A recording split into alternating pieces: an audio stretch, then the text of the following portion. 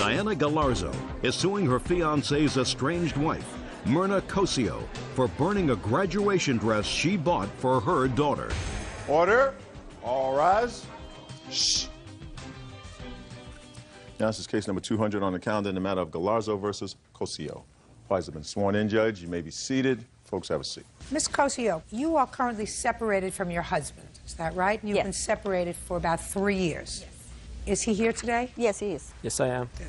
And according to your answer in this case, you separated from him because he was abusive, had a drinking problem. Yes. That's why you separated. Yes. You filed for divorce. He did. He did in December. Yes. And hopefully that divorce will be finalized soon. The two of you have 2 children. Correct. The plaintiff is his fiancé. Correct. And you've been together for about a year. Yes. And you're planning to be married as soon as the divorce is finalized. That's correct. Do you live together? Yes, we do. How long have you been living together? For about 8 months. According to your complaint, you gave one of the girls, one of their daughters, who was graduating from elementary school. Yes, that's correct. 3 outfits. And according to you, Ms. Casio destroyed those outfits. She was annoyed at something. And then later at the graduation made a terrible scene at the graduation. Yes. Which embarrassed and humiliated you. Ms. Casio says that the outfits weren't destroyed, and she says that you had no business being at the graduation. You should have stayed home. She told her separated husband that he shouldn't bring you, and he defied her and brought you, and that's what caused the incident at the graduation. Is that right? That's right. Well, let me straighten you out on that score because that's freshest in my mind. You have no business telling him who he can bring to his daughter's graduation. This child has 2 parents, and you're no more of a parent than her father is. You don't have any right to tell him who he can bring to the graduation and who he cannot. You understand that? Yes, I do. So what do you think gave you the right to tell your husband not to bring her to the graduation? I didn't tell my husband, I told my daughter. Ugh, that's even worse. That you told your daughter to tell her father that he should leave her home? Is that what you did? Exactly, that's what I did, Judge. You're outrageous. That's an outrageous thing to do on many fronts.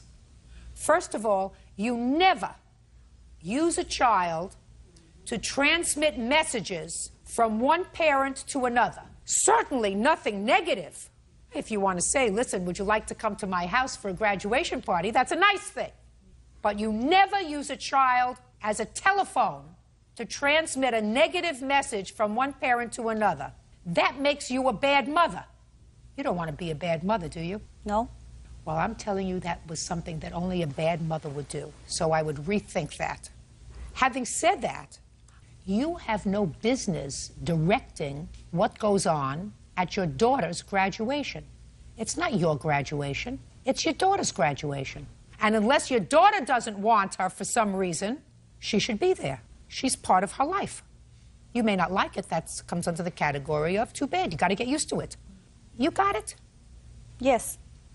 You have any questions for me? Nope. Good. Now, what kind of a scene did you make at graduation? I didn't make no scene. What did she do at graduation? Your Honor, I have a video cassette of her behavior. I'd like to see it. It's right here.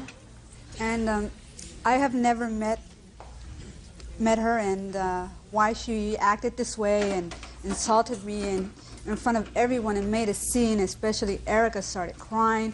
The other daughter with her 3 infant, you know. Excuse me? What did you call me? Stop it, stop it, stop it. What did you call me? Mom. That's what I thought. Why? Stupid. Because you are. It's Erica's graduation. Why? You need God. Because you're not what? You need God in your life. Really? Yes. Mom, stop. Yes. You do. I've never done anything to you. Why did you call her? Okay, I got it. Okay. Why did you call her a name? Because I was upset that she was there at my daughter's graduation, Judge. You owe her an apology. You owe her an apology. Your behavior was outrageous. And I'm going to tell you something. If you don't decide that you're going to change your way of doing business, you're going to lose custody of your daughters. I'm telling you that. I'm an old family court judge. And I'm telling you that if you're going to put your daughters in between their parents, and if you're going to behave in an irrational way you will eventually lose custody of your girls because they will say, I don't want to live with my mother, she's a nut. Now, what did you do with the outfits that she brought for your daughter? And I better get a truthful answer, otherwise I'm going to have to embarrass you and bring your daughter here. So I want you to tell me what you did with the 3 outfits. I didn't do anything. Where are they? I don't know what she's talking about. Your Honor, I have a recording of the daughter on June 24th, where she called my cell phone, and pictures of my outfits burned. I'd like to see them, please.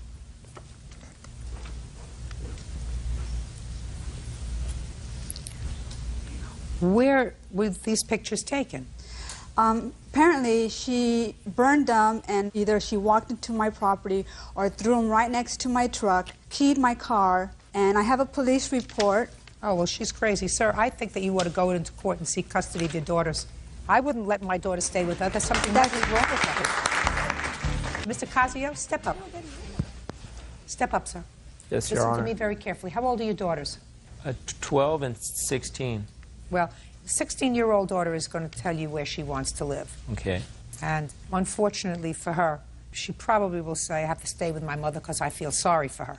But certainly, if her behavior continues to be so irrational, you might find it in your 12-year-old's best interest to pursue custody of that child, because somebody who behaves in this fashion is not capable of taking care of a child.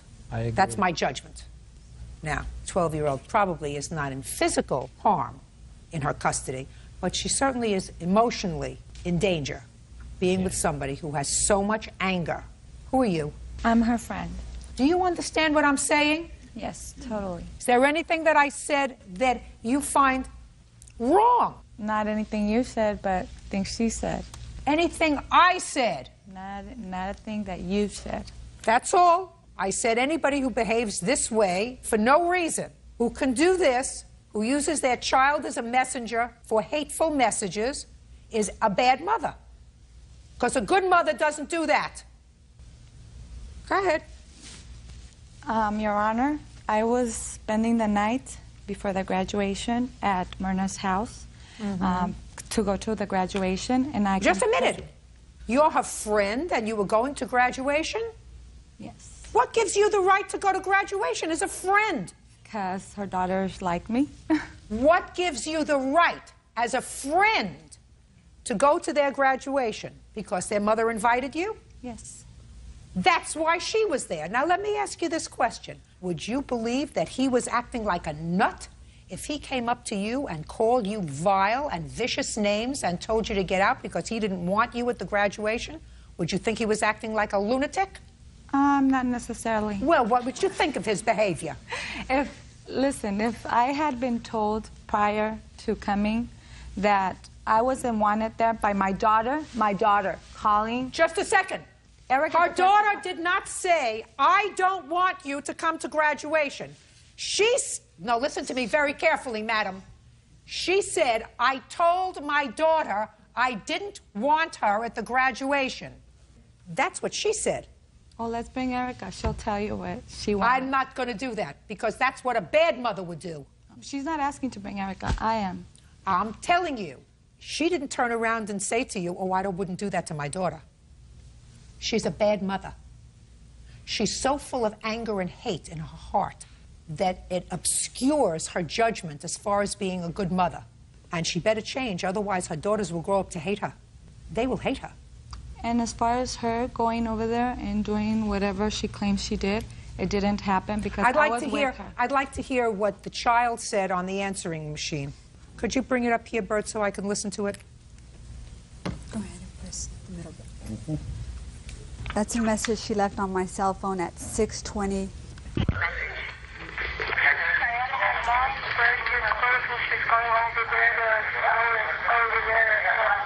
My mom is burning your clothes.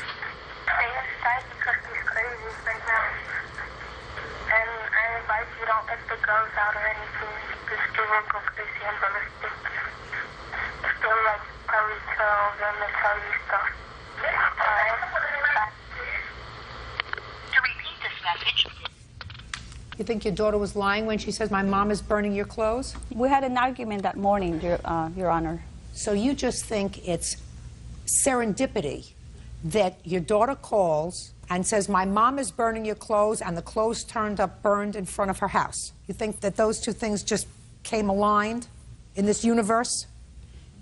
You better go see a good therapist, madam. You need a good therapist. Do you work? Yes, I do work. What kind of job do you have? I'm a phlebotomist. Better spend a little more time at work and a little less time hating. Spend a little less time hating. It didn't work out. 52% of the marriages in this country don't work out. She didn't steal him away from you. You threw him out. That's what you told me. You said you didn't like the way he behaved, so you threw him out. She found him. You should be grateful. She can keep him. Listen to me. That's right. You should be grateful instead of having a heart full of anger. Believe me, if you have a heart full of anger, you're never going to find anybody, madam. Okay. Nobody wants somebody who's miserable and angry. You'll spend the rest of your life alone. Judge Judy continues in a moment. Just listen to me carefully, and then try to put yourself on some medication, maybe. And later today, $1,000 to be awarded to the Player of the Year. The only person that really came Was? right here. Do you know what that makes him? Player of the Year.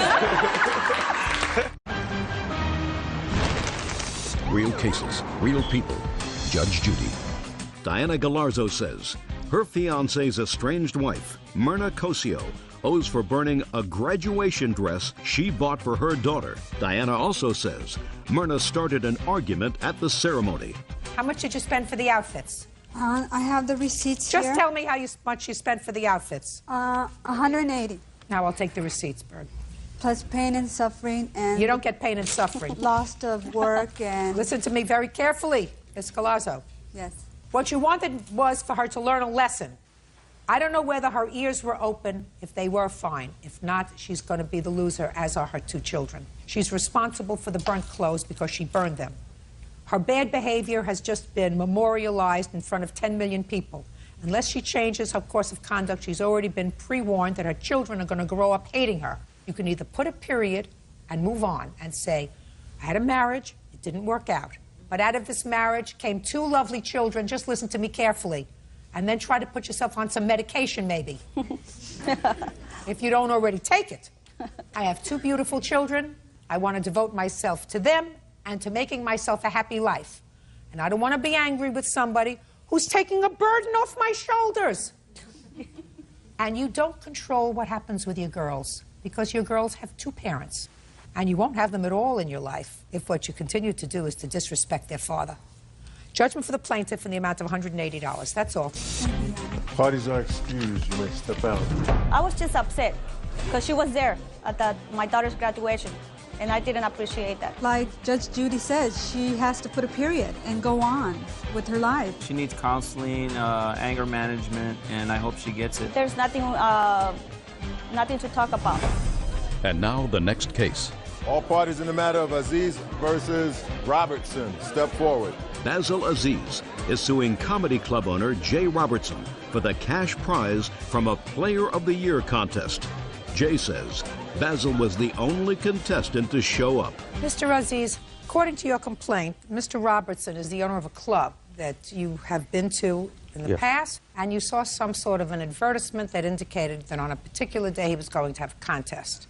You claimed that you went to the contest, that you won the contest, and that Mr. Robertson didn't pay I think it was $1,000, is that right? That he indicated in the flyer was going to be the prize. Mr. Robertson's defense is that not enough people showed up, so that the contest never took place. Correct. Okay. Can I see the flyer that notified the public about this contest?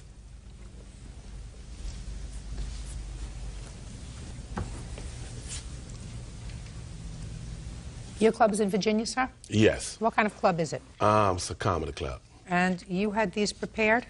Yes, I did. Where did you send them?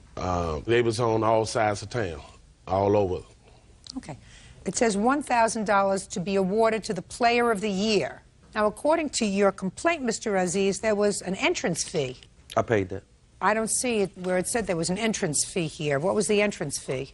$50 or $100. Well, who made the decision whether it was 50 or 100? I did. Originally, how it was all going to be set up, it's going to be $150. How come you didn't put that down here, sir? Because I put on, the reason why I put it on there so more people can call. That's why I put on there for more info, call. Okay. And when people called, what did you tell them? That's when I was telling them that it was $150. With the $150, that would take care of you, you know, far as for your meals, beverage, drinks, everything, plus entering into the contest. Okay. All right, Mr. Aziz, you got to the club on June 4th? Yes, ma'am. And how much did you pay when you got there? $50. Who did you give the money to? The lady at the door. What was the name of that lady? That was the ticket lady. Her name was Lisa. And how it was set up, Lisa was to inform anyone who wanted to do the contest. That particular time, we has changed everything from the $150 to whereas that if you wanted to do the whole contest, it would be $100. You can't do, Mr. Robertson. He changed it too much. Let me explain something to you. You can't do that, sir. What you're telling me is depending upon your mood, how you felt, or whatever. Sometimes you told people that it was $150. Then it was something else because you changed all the rules.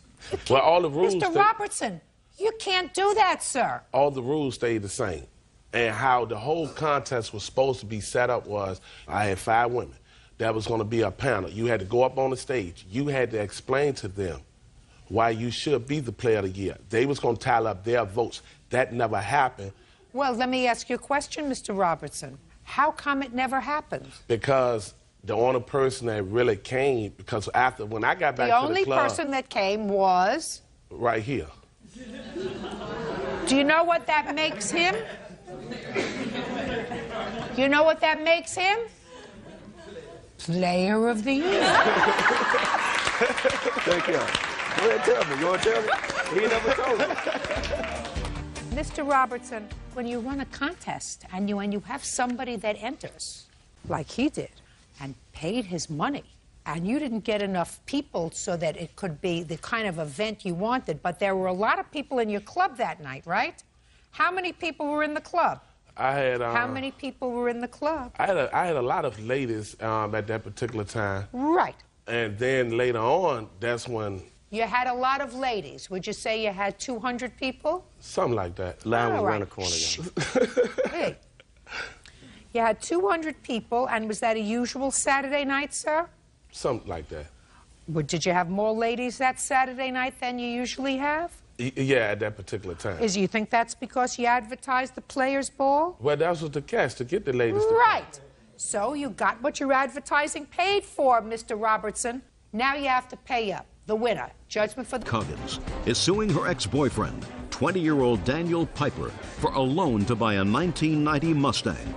Daniel says Ashley broke their apartment lease, so he doesn't owe for the car. All rise. Now, this is case number 199 on the calendar in the matter of Coggins versus Piper. Parties have been sworn in, Judge. You may be seated. Folks, have a seat. Ms. Coggins, according to the complaint that I read, you and Mr. Piper lived together for a period of time. Yes. And you took out a loan. Yes. And the loan was to be primarily used for a car for you. What kind of a car did you buy? 1990 Mustang. How much did you pay for it? $3,200. How much of a loan did you give him? $4,500. What'd you do with the rest? Well, she got a portion of the money, approximately $300 to $400, and the rest of the money I used to plate the car and insure the car. And then shortly after the loan, the two of you broke up. Yes. He made some payments on the loan and then stopped. Yes. You want him to pay the loan? Yes. Mr. Piper says that he was forced to sell the car, stop making the payments because you moved out of the apartment, leaving him with the lease and the bills. And he couldn't do everything, so he stopped making the car payments. Well, I paid some payments. I did not... How many payments did you make? I believe 4. And in what amount? 122 and some change. Does that sound right? I believe he made 4, but only $55 have been made since the payments were always late, and they were adding the interest and the payments were always late. He's only actually paid $55 on the loan. Can I see your last statement, please? Yes. So I can look at it.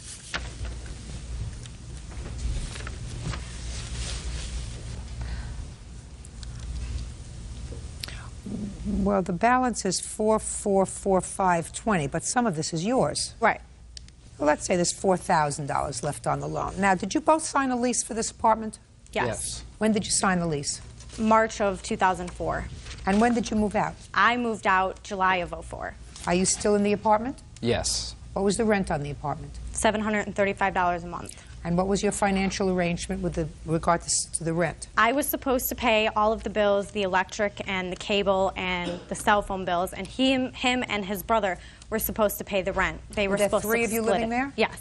Is that right? My brother did move in, but we were not splitting the rent. That wasn't the agreement. Yes, it was. Shh. Why not? Due to the fact my brother had just got back from the Navy, he was in a tight spot, he needed a place to live. I let him move in with us under the agreement that he would pay $200 a month. Is he paying $200 a month? Yes. Then you're almost whole, sir. If the rent is $735, let him pay half the rent. He's not in a bind anymore. I understand, but he's Right. also not on the lease. I don't care whether he's on the lease or not. He's living there. Yes. I mean, your defense to this whole action with regard to the car is that she left you with the lease, which I would take into consideration, except for the fact that you moved your brother into the apartment and he can pay half the rent. I mean, he's a big boy. Yeah, but what was I supposed to do when she left the lease, didn't have somebody else move in? Listen to me very carefully. Okay. When you moved into the apartment together, the two of you, in March of '04, did your brother move in with you? Yes. At the same time? Yes. Really? Yes. With no agreement that he was to pay at least a third of the rent? No. The agreement was $200. Well, you better change the agreement, sir. Circumstances change. He's living there with you. Now, put your hand down. You sold the car. Correct. Who did you sell it to? Kid named John. Did you put a sign in the window? No, I didn't. Well, how did you sell it? The kid came to my mother's house where the car was parked in the backyard. He had them get a hold of me because he wanted to purchase the car. You mean it was like Karnak? He said, oh, this must be a car that's for sale? Well, the person that I bought the car from was friends with this kid. He was looking for that kind of car, so he came to me. How much did he pay you for the car? How much did he pay for it? That's my question, sir. It doesn't give you an opportunity to think about an answer. I just you should didn't know hear that. you. You should know that like that. Yes, Don't play with me. He paid $1,100 for the car. Why didn't you give that $1,100 to her? Why would I give it to her? Well, who's supposed to pay this loan? Me. But you haven't been doing that. At that time, I was still paying the payment. But then you stopped. Correct. So why didn't you give her the $1,100? Because I was paying the loan at the time it was But up then to you date. stopped. The $1,100 by that point was gone.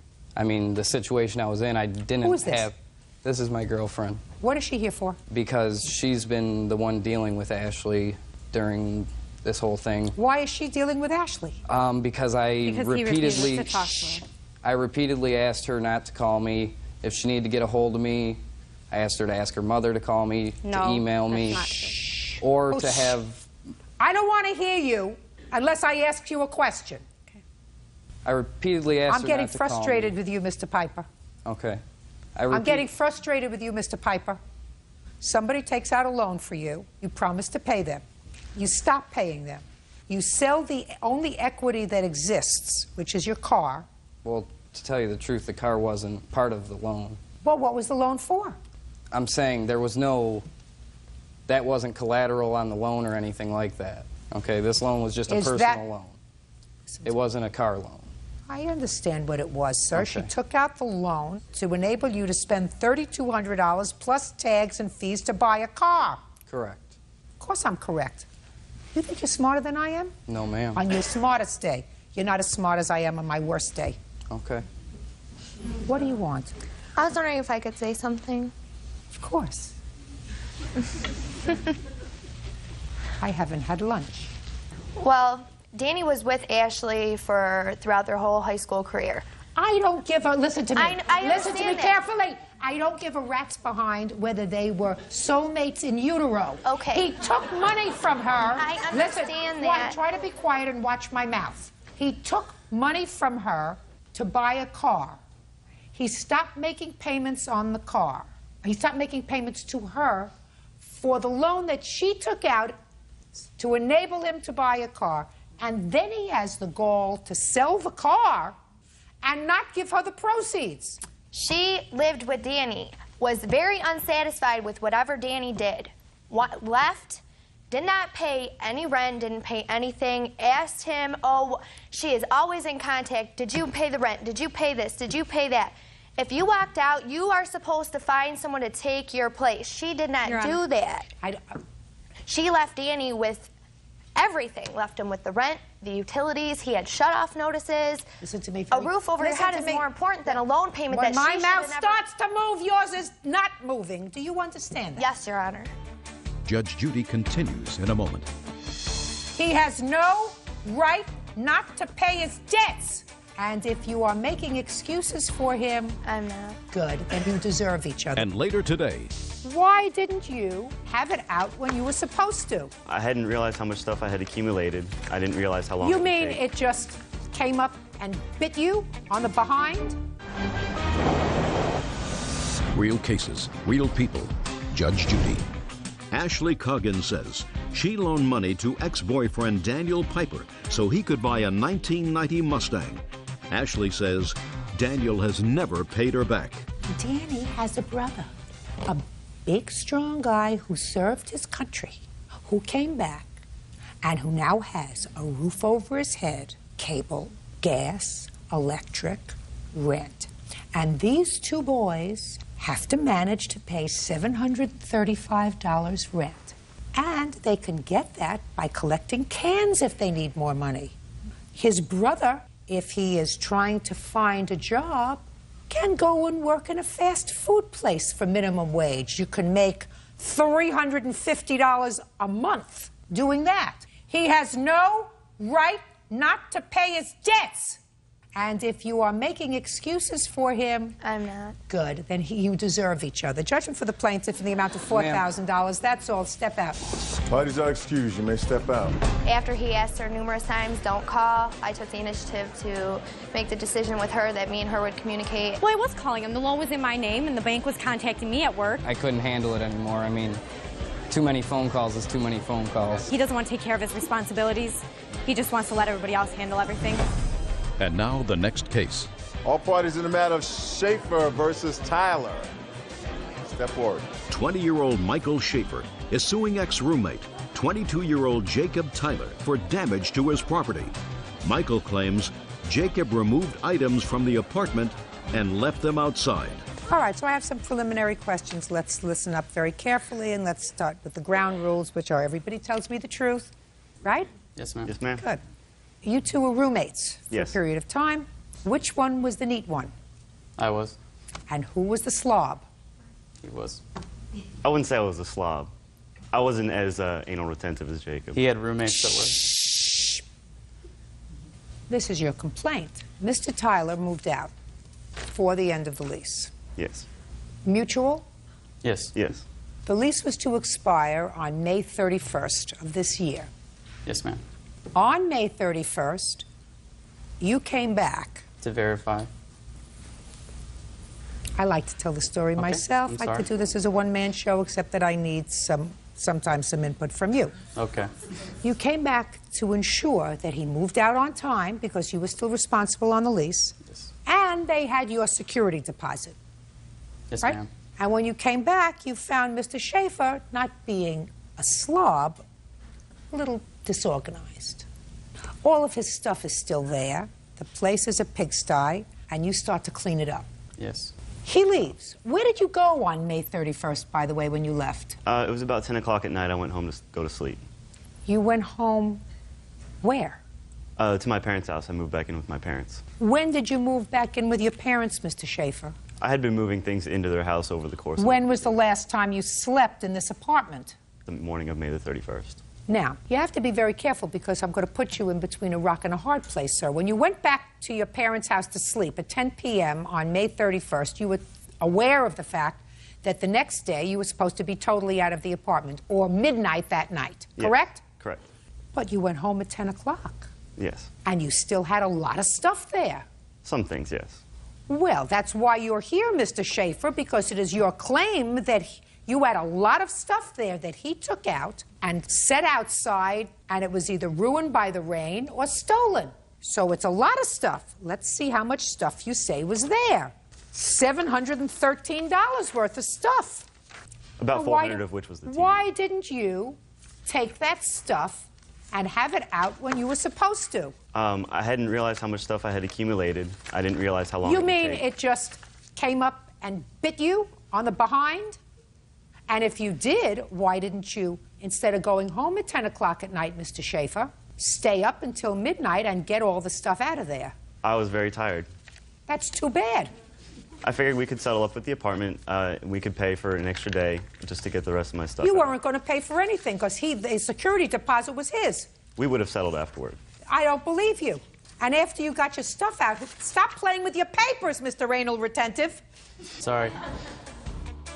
Who was supposed to clean it after you got your junk out? I had been cleaning that day, and Jacob actually came by the apartment to clean and to patch holes that he had punched in the walls because he had quite an anger problem. Just a second. So you had been cleaning that day? Cleaning. Is that what you're telling me? You had been cleaning that day? Yes, I vacuumed the carpets. I was moving my stuff out, just going through the whole process. Mr. Schaefer, you're full of baloney. Your stuff wasn't out of there. As far as I'm concerned, the landlord could have taken your stuff and thrown it in a dumpster at midnight. He's not responsible for your stuff after midnight. I cleared it with the apartment manager the following morning. Oh, you did? Yes. Where is the manager? I want to interview the manager. We don't have that manager Well, here. that's too bad because that's hearsay. When a lease is up, it's up. Before I left the apartment, Jacob was patching the holes up, and I had said, you know, I'm going home. I'll be back in the morning for the rest of my things. Don't touch anything. He said, okay, fine. And we left it at that. Is that what happened, Mr. Tyler? Yeah. What happened? I told him that it was unacceptable because when I got there, the fridge still had food in it. There was no cleaning done in the kitchen. The vacuum that was there wasn't even being used on the carpet. I cleaned a bathroom that they never cleaned since we moved in there. It was beyond filthy.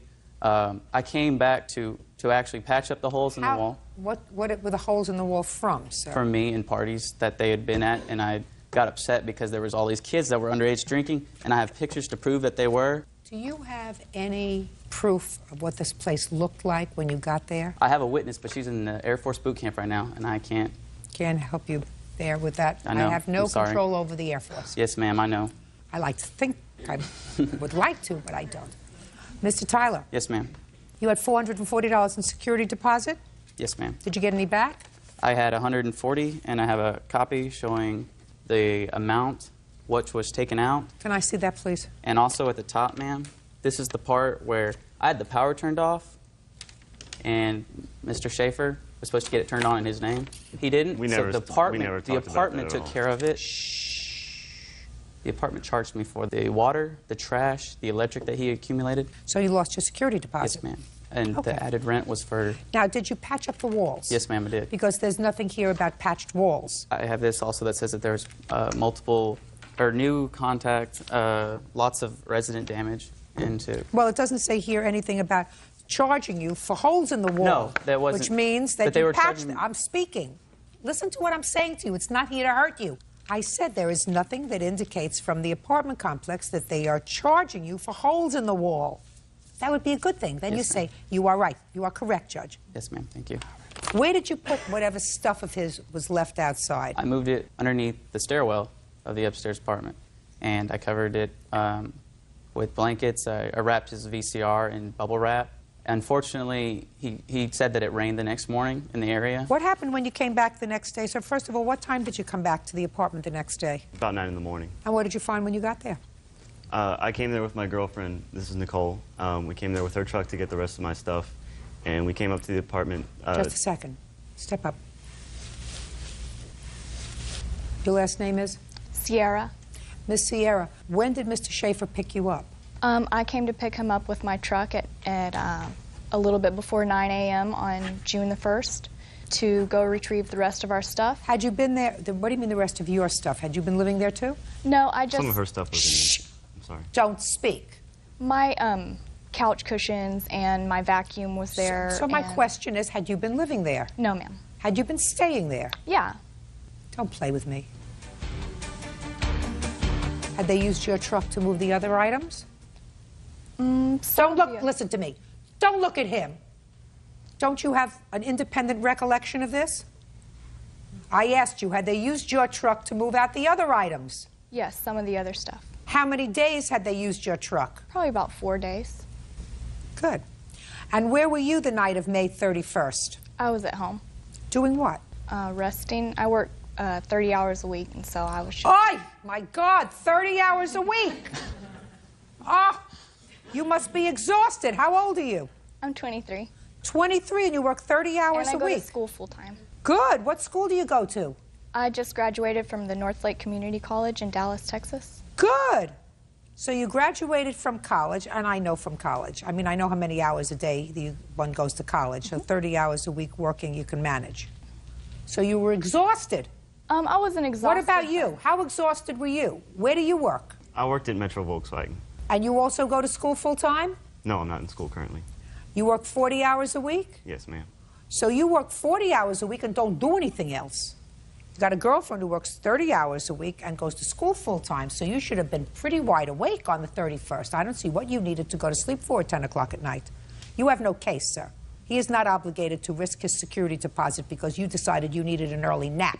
He secured your stuff as best as he possibly could. If it was ruined by the rain, that's your problem. You should have had it out by May 31st. You owe him $440 for security deposit because you lived like pigs, then you have to pay for that. Goodbye. Parties are excused. You may step out. Is suing Cody and Brandy Mather for attorney fees, loss of property, and travel expenses. Laura claims the Mathers breached a contract regarding the sale of a weekend cabin. All rise. Yeah, this is case number 195 on the calendar in the matter of Schmitz versus Mather. Thank you. You're welcome, Judge. Parties have been sworn in. You may be seated. Well, folks, I must tell you that I have been involved in the sale of property over the course of my lifetime, and this is one of the dumbest contracts that I have ever seen. And why three seemingly intelligent people would enter into such a ridiculous agreement is beyond me. And why the attorneys who represented you in the sale of this cabin would allow you to enter into this agreement. Maybe it's because you're young, but you're not that young. So this is what it's about, Byrd. Listen, careful attention. Got it. Miss Schmitz had a cabin that she was very fond of. It was a vacation cabin. However, as fond as she was of the cabin, she decided to sell it. And she sold it to Mr. and Mrs. Mather, a lovely young couple who wanted a vacation place. Where is this cabin located? Sasheen Lake, Washington. Beautiful, on a lake. However, Miss Schmitz wasn't prepared to totally let go of this cabin, so she maintained, through a letter of intent with the Mathers, an agreement that twice a year she was going to be able to use the cabin for a week each. Once Memorial Day, where she had a big party every year, and once during the summer. These folks agreed to that condition. Now, the first week she used the cabin, according to her, everything was okay. Yes. But when she was planning the second weekend, Mr. and Mrs. Mather were having second thoughts already about this agreement. So they sort of, according to her, made it unpleasant. They didn't give her the key to the cabin. They said, we're not giving you a key. We'll unlock it, and when you leave, you lock it. Which sort of, to her, made her a prisoner in the cabin because she couldn't leave for the whole week. She was afraid the cabin would be unlocked and unattended to. And then she found her stuff piled up because she sold the cabin furnished. Anyway, because of what she considered a breach of their contract, she hired an attorney to sort of get involved. So she is suing them now because she wants the attorney's fees that she expended to sort of make sure this weekend took place. And then when she went there, you flew there, is that right? Yes, it's over 300 miles from where I live. So did you fly, is my question. Yes. To make a long story short, she didn't stay. So she wants them to pay for her airfare and for some stuff of hers that she says was missing from the cabin. I don't know what could be missing since you sold it. I don't understand that. Mr. and Mrs. Mather say, well, they really weren't thrilled with her coming for the second weekend because they had heard via neighbors about the previous weekend, but they never told her that she couldn't come, and that when she was there previously, she broke some things, she took some things, and also for lawyers' fees because they had to get their lawyer involved to talk to her lawyer about this alleged breach of contract for the second week vacation. Did I sort of outline it pretty well? Pretty good. Yes, perfect. Whose idea was this sale with tentacles? Laura's. Your Honor, it was my idea because I was giving up thousands of dollars in a prepayment penalty so that they could get their own financing. You bought the cabin when? In '94. And you bought a it? 20-year contract. Which said? $1,000 for every year and partial year that you end the contract, and it was an assumable contract. Just a second. You're talking about a mortgage? Correct, a contract. Oh, just a second. It's not a contract. You're talking about you had a mortgage. That was an assumable mortgage. With a prepayment penalty. Oh, now I understand. We're talking apples glad and oranges. you understand. Yeah. All right. She had an assumable mortgage, but if they wanted to pay off the mortgage, if she wanted to pay off the mortgage early, there was a penalty. If she got somebody to assume her mortgage on the cabin, then there wasn't a penalty. And you did or did not assume the mortgage? We didn't assume the mortgage. You didn't assume the mortgage so that it cost you $10,000 extra, in your way of thinking, to sell it to these people. Yes, Your Honor. Well, let me tell you this, Ms. Schmitz, that's a skewed way of thinking because all you have to do is find another prospective buyer who'd pay you an additional $10,000. But what you don't do is say, well, I'm going to sell it to you, but I want to be able to use it twice a year for free, forever, because that's dumb. Thank you. Right? Yes. It's very... It's not the last cabin in the world. No. So, how long have you been married? 8 years. 8 years, yeah. How difficult is marriage? It's hard. What? It's a lot of work. And you love him? Yes. Right? You don't love her? No. You just signed on to be married to her forever. That's right. And our family warned us and warned us. I know. Family? My mom. I know. She knew. You don't love her. She's a stranger. You don't know if she's a nut. You don't know what her friends are like. You don't know if she's a slob. You don't know, whatever. And you have married her for as long as you have that cabin. And I don't even know if this provision of 2 weeks goes with the sale of the cabin, does it? No, it was a side. So, now, I'm really going to try to help you. What's it going to take, Ms. Schmitz, to let them out of this stupid deal? Well, she told me on this... What is it going to take, Ms. Schmitz, to let them out of this stupid deal? I would like to be paid for the money that I lost. $4,000? No, a lot more than $4,000. And today is not about the prepayment penalty. Just a second. Who do you live with? Myself. You have to find something else to do with the next 5 years of your life other than sue these people. Because the contract that you entered into was dumb. The prepayment penalty for your mortgage had absolutely nothing to do with selling them this property with this 2-week provision. It's dumb, and you should finish it today. And you should allow me to help you. I'm prepared to help you. If you don't want me to help you, I don't think you're going to like the judgment today. Do we understand each other? Judge Judy continues in a moment. If I offered them the use of my home, does that also negate that offer? Absolutely. Thank you. We don't want to use her home. It's over. And later today... I just kind of figured the whole thing was a wash. It was easier just to get out of each other's lives and move on. You expect me to accept that, sir? And you think that I am not going to humiliate you in front of 10 million people? Real cases, real people. Judge Judy. Laura Schmidt says Cody and Brandy Mather owe for breach of contract regarding the sale of a weekend cabin. You have to find another purpose for living other than this cabin. You have to let it go. Now, if it's going to cost $4,000 to let them out of this ridiculousness, it will give you the opportunity to spend the next 4 years someplace else, $1,000 a week, celebrating your birthday, Memorial Day, or whatever else you want to celebrate. But you have to let them out of this ridiculous bargain, because otherwise what they're going to do is, as much as they love the cabin, they're going to sell it to somebody, maybe even a relative, to get out from under this ridiculous commitment that they made. So it's my job to try to reduce the amount of litigious behavior we have in this country, not expand it. So I am prepared to help you, Ms. Schmitz. Do you want me to help you? Yes. Now I'm going to ask you again. How much is it going to cost to let them out of this ridiculous contract? Your Honor, I'm out $4,000 in addition to the thousands I paid in the prepayment penalty. They're not responsible for your prepayment penalty. That's your bag. You could have said to the realtor, one of the conditions of a purchaser is someone who is going to assume my mortgage so it won't cost me an additional $10,000. How much did you pay for the property, Ms. Schmitz? $62,094. How much did you sell it for?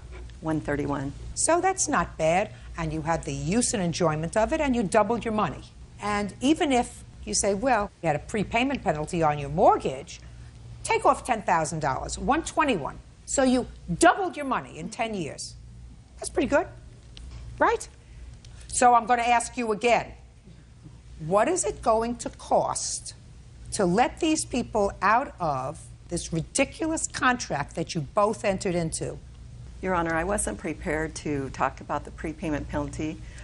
I just talked about the prepayment penalty. Did I make sense to you? Yes. You think it's going to make more sense to retain a lawyer, sue them, continue to sue them, because the lawyer's going to charge you money. I would charge you money at the rate of $500 an hour. So, and a lot more aggravation. So all I'm telling you is you have to find a life other than suing these people. It's over. And I am prepared to help you. I would take me up on my offer. I will. Good. So let's go again. How much is it going to cost to let them out of this ridiculous contract? Then I'm going to ask them if they're prepared for it. Since the maximum I'm allowed to ask for of the $15,000 is $4,000, I guess that's the maximum I can receive. Well, I'm going to let you amend your complaint to ask for $5 because that's the jurisdictional limit of this court. Thank you. Now I'm going to come to you. Ms. Schmitz is prepared to have me enter an order that says, upon the payment of $5,000, that she will declare null and void the requirement that she use the house for 2 weeks a year, and then you will both withdraw these claims. What do you think? I agree. That sounds good. Sounds great. Very smart. Now we are. Okay. You have a copy of the letter of intent that forms the basis of your lawsuit?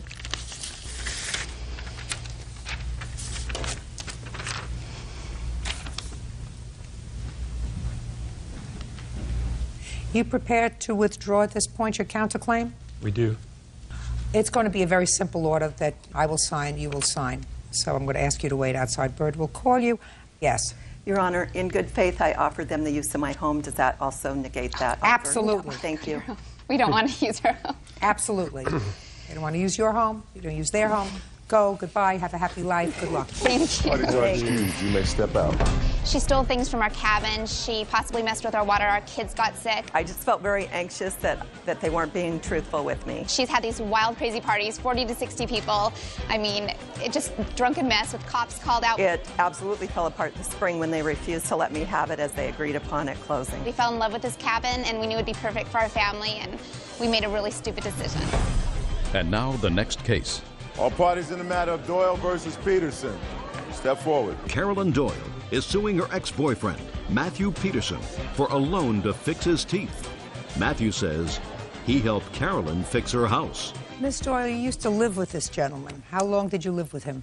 Matthew and I started dating July 4th of 1999, and he lived with myself and my children off and on for a total of about 2 years. 1 year, then moved out, then moved back in for a year, then moved back out. And during that time, which we'll pinpoint better later, you claim that without your authorization, he forged your name as a co-signer to a loan for some dental work that he wanted. I don't know if he ever signed my name. He did open an account and took out a dental loan using my Social Security number, and it shows up on my credit record as okay, but you never signed it. No, I did not. Well, so somebody signed your name to it. I never saw the documents, Your Honor. Okay. I assume he has the documents somewhere in his pocket. In any event, he didn't pay the loan? Correct. And it's negatively impacted on your credit? Correct. You no longer are together, and you want him to pay the bill? Correct. Smile pretty, Mr. Peterson. What was wrong with your teeth? 2 porcelain crowns in my front teeth, and both of them were fractured. And So it was cosmetic work? more or less. Without them, though, I just have 2 posts there, Not attractive, but clearly you can live that way. I suppose. Now, when did you want to replace these 2 porcelain crowns? I was living with it cracked for probably about a year or so, and then in the process of chewing gum, it completely broke off one afternoon, and I was left with just the post that goes under the crown, my real tooth, and it was somewhat of an emergency at that point. You know, the following morning, the dentist squeezed me in, and Now, were you and Miss Doyle living together at the time? No. Were you still seeing each other? Yes. Exclusively? Yes. Any reason why you weren't living together? We lived together when I owned my condo, and I wanted to flip that into a single-family home because I have 3 kids, and I wanted him to have a nice home with a backyard in a neighborhood, and he didn't agree with my decision to sell the condo. I was buying it on my own. He wasn't buying it with me, but he disagreed with my decision to sell the condo and buy the house. So when I sold... just my own curiosity, why? I think he thought things were fine the way they were, and so why move? Okay, so that's when he moved out, but you still continued to see each other. Correct. So now the dentist squeezes you in August. Yes, ma'am. I'm listening. Okay, I went to the dentist's office in the morning upon looking at the other front tooth that was fractured as well, so they said, we have to take care of both of them. I couldn't cover it on such short notice, so they said, well, you can go ahead and apply for this in-house credit we have here, which I did, was denied. They said, do you have a cosigner? At that point, I called Carolyn from the office, and she said, yeah, here's my number, here's the Social Security number, and I'll be back. You know, I'll have to go down there and actually sign the document at a later date, which I don't know if that ever happened or not. And they proceeded with the work, and that was it. Why didn't you pay the bill? I was making monthly payments. Now you're looking at your shoes. I made the first couple payments, and then I came late on one. She said, I can't have this affecting my credit with you making late payments. And then she said, let me just pay off the whole loan, and you can just pay me. And then when we ultimately ended up breaking up, walked out, and that was the end of that. And I had done considerable amounts of work on her house, remodeling, fixing it up, Which paintings. I paid him for. Just a second. Please don't interrupt. I'm sorry. And I just kind of figured the whole thing was a wash. It was easier just to get out of each other's lives and move on. So you mean you stuck Miss Doyle, who is a single parent, raising 3 children, with bills for your cosmetic dentistry? I mean, you expect me to accept that, sir? And you think that I am not going to humiliate you in front of 10 million people? Go ahead. Upon our last conversation when I left, I was served with papers days later, so there was never any opportunity to discuss any kind of payment plan. She never asked me for the money. Why should she have to ask you for anything? How old are you? 32. You work? Yes, ma'am. You have children? No. So whatever work you do, you just manage to take care of yourself, Correct. right? Now, what about Miss Doyle? Does she work? Yes, she does. And she takes care of 3 children? Yes, she does. And she runs a house? Let me ask you a question. When you were living in the house, did she have household help? No, myself. Did she have, yeah, I know how helpful you are. Did she have household help? No, Who did the laundry? she did. Who cleaned the bathrooms? She did. Who had a full-time job? She did. Who had 3 children? She does. Who had 2 cracked porcelain crowns? That's me. Are you embarrassed? When you lay it out like that, yes, I am. But Well, if your mother didn't lay it out feel like that, I'm going to lay it out feel like that. How much was your dental work?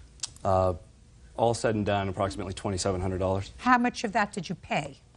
About $300. What kind of car do you drive? Ford truck. What year? 2000. Were you making payments on it in 2004? Yes. Were you paying rent in 2004? Yes. You get where I'm going? Yes, I do. Peterson. Anything else you want to say? I'd like to add just the extent of the work I did around her house. It was a verbal agreement. Let me ask you a question, Mr. Peterson. I just asked you a few questions. When you were living together, did you take a shower? Yes. Who cleaned the bathroom? She did. When you were living together, did you change your underwear at least every other day? Yes, ma'am. Who did the laundry? She did. You get Not my, exclusively. You get my drift? I get your drift. I won't even go into other more intimate details, sir, but I can almost guarantee you this. Believe me, you got the better end of the bargain. She knows what I mean. So do most of the other women. You owe her $2,400. Pay it. Thank you. That's all. Parties are excused. You may step out. Richard Sharp for half the cost of his wedding. Cheryl says Richard and her daughter separated after just 3 months of marriage.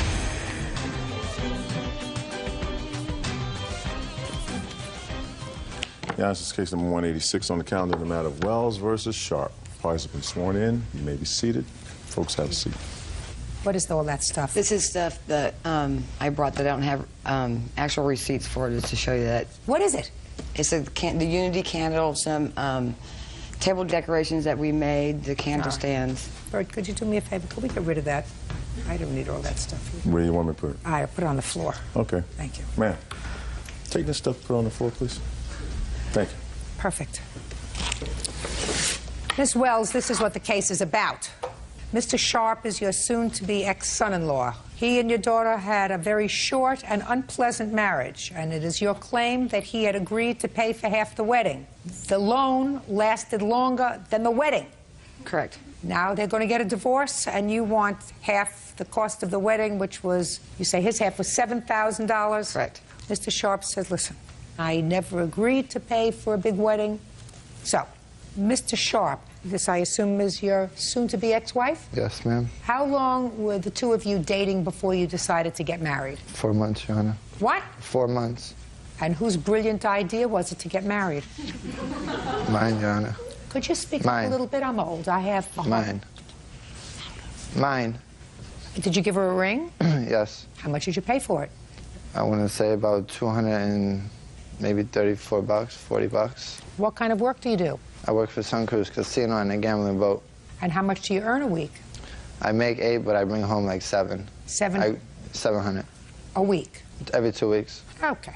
When your daughter came home and showed you the engagement ring and told you that Mr. Sharp had asked her to marry him, what did you think? I didn't approve of it. I didn't like it because they didn't know each other that long, but... Well, that's a good judgment on your part. When you saw the engagement ring that he bought your daughter, what did you think of it? I didn't have any thoughts. I mean, I Did thought... you think that he wanted to get her the best possible engagement ring he could? That he possibly could, Listen, yes. listen to me. Did you think that he wanted to get her the best possible engagement ring he could afford? Yes, I did. And he spent $230 on the engagement ring, which was the best he could afford, right? That's what you thought. I didn't know how much it cost him. But it wasn't. We're not talking about the Hope Diamond here. No. Now, who wanted the big wedding? Richard did. Did you? Yes. Why? At the time, I was in love with her. Then after we got married, Listen to me, Richard. You didn't take any snoozy pills this morning, did you? No, ma'am. I want you to listen to the question. Your mother-in-law says you were the one who wanted the big wedding. Is that true? Yes. Who was supposed to pay for it? She was. Your Honor... Shh. Why was she supposed to pay for a big wedding if you wanted it? Do you want to take a nap? No. Who is this? My stepfather. Step up here with him. Tell me your name. Frank, Your Honor. Frank what? Enoch. Mr. Enoch, do you understand my question? Yes, Your Honor. Okay. Miss Wells wants your stepson to reimburse her for half the wedding. Ordinarily, I would say, listen, that's ridiculous. Usually, it is the bride's family's responsibility to pay for the wedding. Your Honor... I'm speaking. My father and mother paid for my first wedding. They paid for my second wedding. And then my father said, the next one's on you. However, you see, I'm having trouble communicating with your stepson, sir, because I'm not quite getting the fact that he's wrapped too tight. He's nervous, that's all. He doesn't look nervous. Mr. Enoch, he looks tired. Are you nervous? Not really. I can try harder. I don't think you'll be able to make me nervous. Do you understand what I'm saying I to you, Mr. understand what Enoch? you're saying. So Miss Wells says he's the one who wanted the big wedding. I don't know why. It's usually the bride that wants the big wedding. You didn't want a big wedding? No, ma'am. Step up here with your mother. Why did he want a big wedding? He had a whole bunch of friends? When he was working at the car lot, he was inviting people he didn't even know that would come and make a payment to our wedding. I want you to tell me what happened when you started to discuss the cost of it. We sat down, and me and my mother explained to him, we don't have this kind of money. We don't even know these people. If it was, if it was some people he knew, then fine, but he didn't know these people. So what did he say? He said, well, I think they should come anyway, and I'll pay for half the wedding since it's mostly my people that I want to come. Is that what you said? No, ma'am. How many people were at the wedding, Mr. Sharp? There's about 120, 140. How many people were at the wedding? 73. Of the 73 guests, how many were his family and friends and how many yours? 60 of them was his. You mean you had 13? Yeah, because we not from Florida. 60 were his family and friends? Yes. And 13 were your family. Is that right? Correct. Is that correct? No, ma'am. How many were your family and friends? My family was 5, and there was maybe like 3 or 4 friends of mine. Your Honor, I have the wedding pictures. I also have the kind of people that you're dealing with. This is public record. I don't need to see the kind of people that I'm dealing with. I just have to try to figure out whose responsibility is to pay for this fiasco. Fiasco is correct. These pictures? Now, let me take a look at the wedding pictures. Miss Wells, is this your only child? This is my only daughter, yes. This is your only daughter? Yes. You should go around the desk praying 3 times, get down, kiss the floor, and say, thank God she got out when she did. You're correct. I agree. Because you don't have any children with him, do you? No, ma'am. But for the grace of God, you could have had a grandchild fathered by this guy. No, thank you. I agree with you. No, thank you. Really. Unless he's hiding, thank you. unless he's hiding something from me that I don't see. Well, you're not missing much. Judge Judy continues in a moment. What was the nature of the felony that you were convicted of? Sales and possession. How many times? Twice. That doesn't mean that you sold only twice. It means you got caught twice. I got caught twice. And later today, It appeared that Mr. Martinez did not realize that he collided with Miss Farmer's vehicle. You know why that was? real cases, real people. Judge Judy. Cheryl Wells says her estranged son-in-law, Richard Sharp, owes for half the cost of his wedding.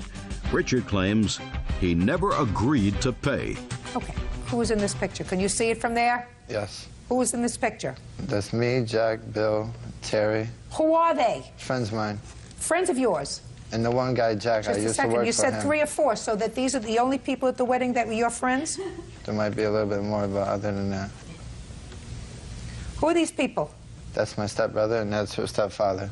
Okay, so you got a stepbrother here. Yes. Was he in this picture too? No, ma'am. These people come with their significant others, or they come stag?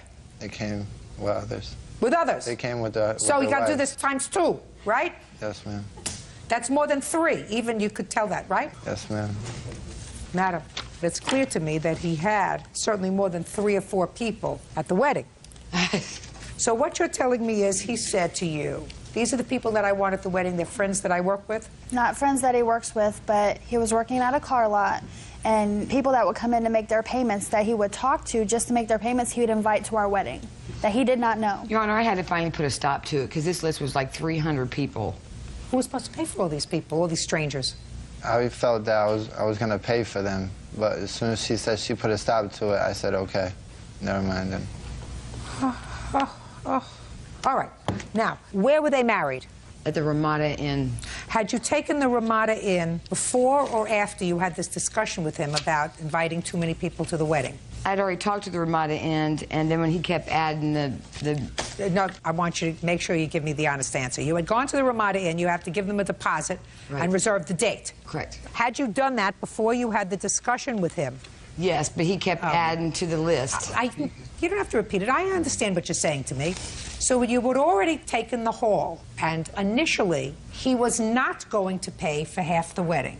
That's according to what I'm gathering now. It was not until after he started adding all these people. No, Your Honor, that's not correct. He agreed to pay for half the wedding. No, that's we incorrect, went Your to Honor. the... I was there when it was discussed. No, I don't believe that, Miss Wells. But that is Listen to me. Miss No. Wells, I don't believe that. I don't believe that true. somebody who buys a $230 engagement ring makes a knowing decision to pay for half the wedding that, according to you, cost $14,000. I wanted them to elope. I offered to give them $2,000 so I didn't have to pay for this big wedding. He had already agreed to... Now you want to talk to me? Yes. Good. Now I'll hear you. But make sure you're telling me in a loud, clear I voice. did not agree to pay for half of this wedding, Your Honor. Well, tell me what happened. What happened is, I started adding people to the list, and she said, no, I can't afford all these people to come, Your Honor. So I said, okay, well, we'll stop all them people, because who even knows if half of them people are going to show up. Your Honor, that's not right, because I even paid for his probation. He was supposed to pay me that back as well, and he has not even done that. And her daughter paid her back out of that with her income tax money, Your Honor. Just a second. So what you're telling me is you were on probation, you had certain fines, Yes, ma'am. and she paid your fines With her income tax. because you didn't have the money. Yes, ma'am. Okay. So how could you reasonably expect him to pay $7,000 for a wedding when he couldn't even pay his own probation fine? We paid his probation off so he could get off by the beginning of February for our wedding. You working? Yes. Pay your mother back for this wedding. No way. Pay your mother back for this wedding. I've paid her half of the wedding already. I don't believe that he agreed to pay you for half the wedding. He didn't, Your Honor. I don't believe that. Your Honor, he did agree to pay for that wedding. Do you have that in writing someplace? I don't have papers for that. You should. You're dealing with Well, somebody who is a no. convicted felon. It would seem to me if someone agreed to Your pay. Honor, he goes to church every Sunday. I'm speaking. I have to come up in my mind, if he agreed to pay you, which I doubt, but let's say he said, I'll pay for half the wedding, whether there was any legitimate and reasonable expectation that this person who spent $200 for an engagement ring and couldn't pay his probation fines was going to be able to pay for a $14,000 wedding. What was the nature of the felony that you were convicted of? Sales and possession. Sale and possession of what? Cocaine. How many times? Twice. 2 different arrests? Yes. That means you got caught twice. Yes. That doesn't mean that you sold only twice. It means you got caught twice. I got caught twice. Well, then you are smart. Yes, ma'am. Pretty smart. Well, not pretty smart for selling drugs. But you were pretty smart. You did it a few times and you didn't get caught, right? I should have done it at all. I asked you a question. Yes. Just a second. Yes. Don't tell him what to say, Mr. Enoch. I think he understands me pretty well, sir. I think he's keeping his cool, because I don't think that with this kind of act, this young woman would have said yes to this proposal. Your Honor, can I say something, please? Go ahead. He goes to church every Sunday. We thought that he was reformed. I mean, you're supposed to give everybody a chance. And that's exactly what we did. We believed him. And the reason that the wedding was ended is because he moved in with his girlfriend that he had before we were married. No. Your Honor, this lady, my soon-to-be ex-wife, she thinks I am sleeping with this girl, Melissa, okay? Me and Melissa ain't together. Ma'am. She would not sleep with me because I am married to this young lady here. And I got to respect that woman for that. Listen to me. I just wanted to hear him talk, because so far I've had monosyllabic conversations with him, and I wanted to make sure that he was more together than he was presenting. I'm speaking. More together than he was presenting to me a moment ago. I do not believe that he agreed to pay for half the wedding. It's unfortunate. And my advice to everyone out there is, don't spend an awful lot of money on first weddings. Wait for the second one. They usually hold out a little bit better. Your Honor, he I'm sorry, did Miss Wells. agree. So I don't believe it. That's all. All these are excused. You may step out. I don't believe I just he's a straight-up liar, and he knows he is. He's a con artist. I think it's just all a bunch of, excuse my language, I think it's a bunch of bull, to be honest with you. He is a liar and a cheater. I don't feel I owe not a dime to this. I don't want to be around him. I'm just going to walk away and wash my hands with this whole situation. And now the next case. All parties in the matter of Farmer versus Martinez. Step forward, please. 23-year-old Cammie Farmer is suing Jose Martinez for a late-night fender bender outside a nightclub. Jose says it was Cammie who backed into him. Miss Farmer, you claim that Mr. Martinez damaged your car in a parking lot. And Mr. Martinez says that the accident was both of your faults, so you should each pay for your own damage. You were all exiting a club that evening. Right. So what I'd like you to do is to go over to that chart that you've prepared and show me where the exit was. This is the exit right here. Okay. So there's a steady stream of traffic that's going sort of in the center. Right. And what happens is, I assume that a car in the center lane lets one car in from one side, and then another car goes. It's sort of alternating egress from the parking lot. And there was police officers in the parking lot directing traffic. Now, what kind of car were you driving? A 2000 Chevy Malibu. And Mr. Martinez? A van. So tell me what happened. As I was trying to exit... That was you. You're in the red. This is me. I'm the red, and he's the blue. So as they're exiting, and I'm waiting in line for them to exit, I guess he got impatient and was in a hurry or whatever and tried to go around me. And his back van door was open. So as he's trying to go around me, his door caught my left bumper and my left taillight and shifted my trunk. You have pictures of that? No, I don't. I put it in the shop the next day, so I didn't take pictures. Well, after his van door hit your car, what happened? The police officer that was standing back here directing traffic directed us to pull this way and exchange information. And you did that? Yes. You have a police report? No, because it was on private property and there was no injuries, the police officer didn't take a police report, but he gave me a statement. I'd like to see it.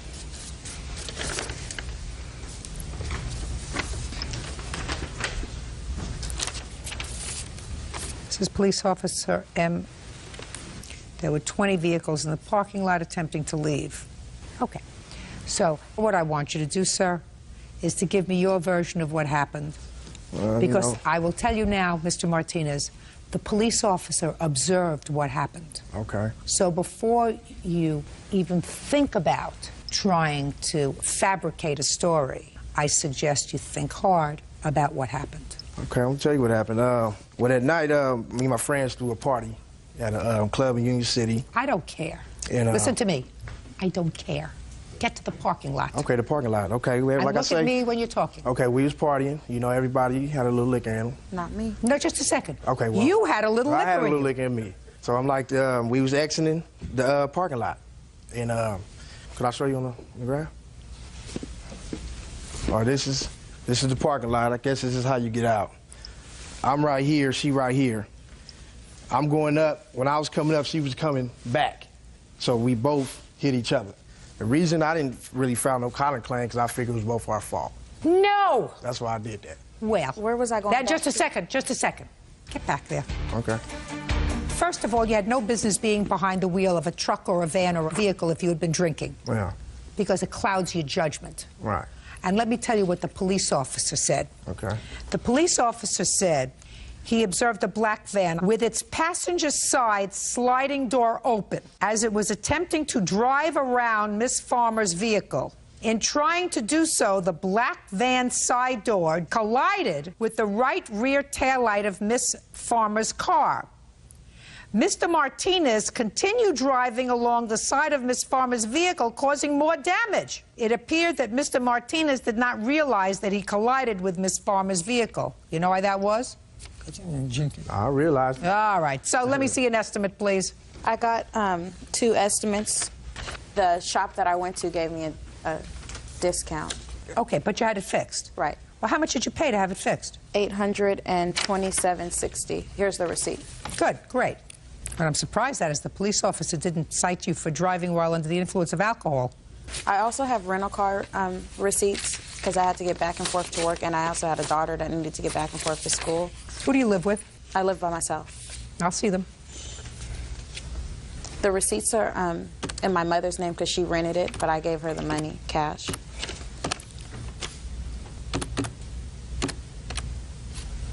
All right, the judgment's for $970. That's all. Step out. Thank you. Mortgage. James says he made payments on her behalf for 10 months.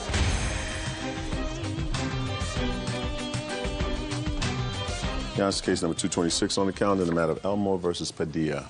Advisor been sworn in, Judge. You may be seated. Folks, have a seat, please. Mr. Elmore, the defendant is your sister. Yes, ma'am. And according to your complaint, you loaned her the money to make her mortgage payment for about a year. Yes, ma'am. It was about 10 months, probably. Yes, ma'am. And you loaned her that money with the understanding that if she did not pay you back, the title to the mobile home would be put in your name. Yes, ma'am. Either or, some kind of assurance that I'd get something out of it. And Ms. Padilla says that there was never an agreement that you paid her mortgage, but that was like rent because you were, in fact, living there. Now, explain to me how it came about that your sister and your mother were together in this mobile home. Well, I moved to Mexico, and after I moved there, my sister had my mother move in with her. I was down there about 5.5 to 6 months. I came back in, like, July. Where did you stay when you came back to work in July of 2004? For the first, probably month and a half, I stayed at her trailer. So from, let's say, July and August.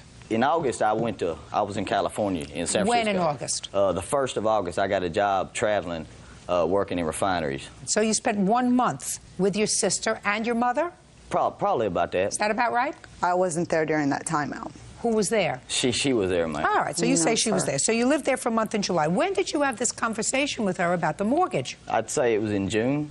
The end of June. So before you moved in? Yeah, I was still in Mexico before we had this conversation. So in Mexico, she called you and said what? That she's a couple of months behind on her payment. They're about to repossess it, and she moved my mom in with her, and I didn't want my mom to be, you know, stuck out because she didn't pay her bills. So? So I came back, and I got a job building swimming pools and started paying, you know. And she said that she wasn't working because she was waiting on a workman's comp thing to come through, which after a while, don't speak to him. At my stage in life, I can only hear one person talk at a time. Yes, otherwise, I get confused. But after a while, you know, waiting on her workman's comp or whatever to start up so she could pay her own bills, you know, it got kind of old. And she was quite a bit behind, about $1,100, I believe. You were living in the trailer for the month of July. Yes, ma'am. So I would assume, at least for the month of July, you were going to pay some rent. Yes, ma'am, but this month of July, I was paying the month of May's rent. You know, I was paying her back payment. If you paid her the back payment for the month of May, how much did you pay for rent in July when you were living there? Well, I never had a set payment, you know. I mean, I guess I would owe for that month of rent, you know, but... I guess you might. Yes, ma'am. Because you were working, right? But see, none of that... Yes, ma'am. Go ahead. You don't think that she should pay for a time when you were living there and not paying rent? Yes, ma'am, but I was paying her bills too, evidently, because she was not working. She had no income coming in whatsoever. How much in total did you pay towards this trailer? Trailer and utilities. Trailer. Trailer, I don't really have an exact on just a trailer, but I would just send money orders, and whatever they put it on, that was that. That was nice of you. I don't hear anything about a loan. Yes, ma'am, that's what all this was a loan. Well, that's what you're telling me, sir. That's not what they tell me. Yes, ma'am, but I would not have come back, you know, to pay all her bills. I was living in motels this entire time. Not in July. No, I got that job in August. Not in July. Or the past 5 months. Listen to me. Shh. Where have you been living the last 5 months? A couple of months I was there, but then she got mad because I wouldn't let her use my cell phone, so she told me to get out of her house. She ended up calling the police to have me removed. Miss Padilla? Yes, ma'am. But anyway, my roommate here, he was having to loan me money because I was sending all my checks I'm in. talking about the last 5 months, Mr. Elmore. Where were you living? I've been living with him for the last month and a half. And in a little while, I had to live in a shed next door to the house, believe it or not. The night after she called the police, they made me leave and told me I couldn't come back. I stayed in the shed for about 3 weeks. Mr. Elmore, you and I are not coming together on the same wavelength. Yes, ma'am. Explain to me why you have a case of a loan. Well, because for all of those things. I paid off her trailer payment. You know what I mean? Her trailer got paid for, and it all came from me, ma'am. Over $4,000 worth, and I was not living there. Oh, Mr. Elmore. I didn't have it separated. Mr. Elmore. Yes, ma'am. Did you have an argument with your sister? Yes, ma'am, we did. What was the argument about, Mr. Elmore? It started over the cell phone. She asked to borrow my cell phone, I wouldn't let her. Why? That just, I don't know. You didn't feel like letting her? Yes, ma'am. So no, I had no reason, but I just told her no. So fine. She told me to get out of her house, and I told her no. You know, I said, I paid all this. So she said it's in her name, and... So she said it's in her name, get out of my house. Yeah, exactly. I refused to leave. Well, she called the police. And what happened when the police got there? They made me leave. I left. Is that when you filed this lawsuit? It was a few days after that, when I was living in that shed. You know, I was watching the TV, and I just happened to see your show, and afterwards I called, you know. What is your last name? Elmore. Miss Elmore, who do you live with now? I live in the trailer with my daughter. What about her? She has moved into the trailer with me and my daughter. She lived there. So that when I ask you a question, I expect you to give me a full answer. You live in the trailer with your daughter and this lady? Yes. Who yes, else lives there? Just the three of us now. Who pays the bills? All three of us. Yes, ma'am. Now, who was paying the bills, say, last July, August, September, October, November? Was your son paying the bills? My son paid a lot. He did. I have never denied that, but I was paying too. It wasn't just Mike paying. And your son contributed, according to him, some $4,000 over a 13-month period. Is that right? Actually, it was more than that, but I've lost several receipts. Now, Mr. Elmore, yes, ma'am. Would you be here today if it wasn't for this cell phone incident, sir? Yes, ma'am. It had been going through my mind for a long time, you know, because I wanted my money back. Well, you're not going to get all your money back, sir. You lived there for I'm aware of that. You lived there for 4 months. Yes, ma'am. I'm aware of that. Ma'am, he came back in March, and he did not leave again until the end of August, the last week of August. No, March, April, May, June, July, so it's 6 months. Not the last week of August. It was about the middle of August. So the date on the last receipt I had was 5/5 of 05. Just a second. So that's May. That's not March, ma'am. Just a second. Yes, ma'am. Are you saying your mother is a liar? She says you were there March, April, May, June, July, and part of August. So is what you're telling me that your mother is lying to me? Yes, ma'am. I'm saying I was not there then. Judge Judy continues in a moment. What you're annoyed about is that your sister told you to leave, so you got annoyed. And then you had nothing to do, so you went and watched me on television. Is that aha? And later today... Did he drink a little bit? No, he never drank. Never? He never drank during our relationship. I drank.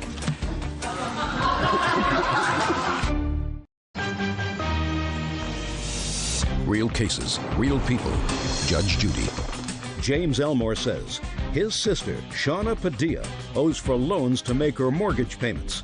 Shauna is countersuing for damages to her property. Now, tell me, in March, he came back for how long? It was about 2 weeks, I believe. And then he left out for the job. He never actually got to work on that job. He got sent back right after that. And when did he come back? I probably at the end of March. So was he living in the trailer in April? Yes, ma'am. May? Yes, ma'am. June? Yes, ma'am. July? Yes, ma'am. And part of August? No, ma'am, Yes, I was ma'am. not. And part of August? Yes, ma'am. Okay. And the previous July, he was there when he came back from Mexico? Yes, ma'am. For 1 month? Yes. Ms. Judy, she says that I was there before then. When like I said, I got the date on the first receipt that I paid is 7/14 of 04. I was paying a May 15th bill because when she called me, she was 3 months back. Listen to me, Mr. Elmore. She got her days confused, ma'am. No, Mr. Elmore, listen to me carefully, sir. Yes, ma'am. Your sister does not deny, nor will she deny to me today, that she called you and said, I've gotten behind in my bills. I didn't call him, ma'am. Or contacted him, or whatever, and said, I need some help. She's not denying that you gave her some help because the mortgage was behind. What your family is saying to you is you lived there for a longer period than you've indicated to me today, not just a couple of days, which you say in your complaint, you know, that your employer pays for your motel and that's where you were living, that you were living there for a period of at least, according to both your mother, who I believe, and your sister, July, part of March, April, May, June, July, and part of August. So at least 6.5 months. And for that, living there for all of that time, you contributed $4,200. That's pretty reasonable. You have a roof over your head, you have gas, you have electric, you have food, you have whatever else it takes. And if you helped your family out for another 3.5 months, you don't come in here and bother me about that. What you're annoyed about is that your sister, for whatever reason, after you said she couldn't use your cell phone, told you to leave. So you got annoyed, and then you had nothing to do, so you went and watched me on television and said, aha! I'm going to go and file a small claims court case. Mr. Elmore, well, Mr. Elmore, get a life. Case is dismissed.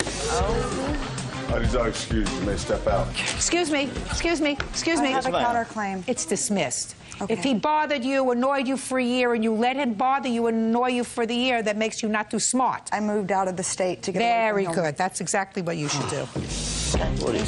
She got a free trailer, that's what happened. I paid plenty for that trailer. She got a heck of a ride off of me. I have also done many, many things to contribute towards his welfare growing up. My mother was there, you know? I mean, she wasn't doing nothing to help him. It breaks my heart. Don't trust no family member. And now the next case.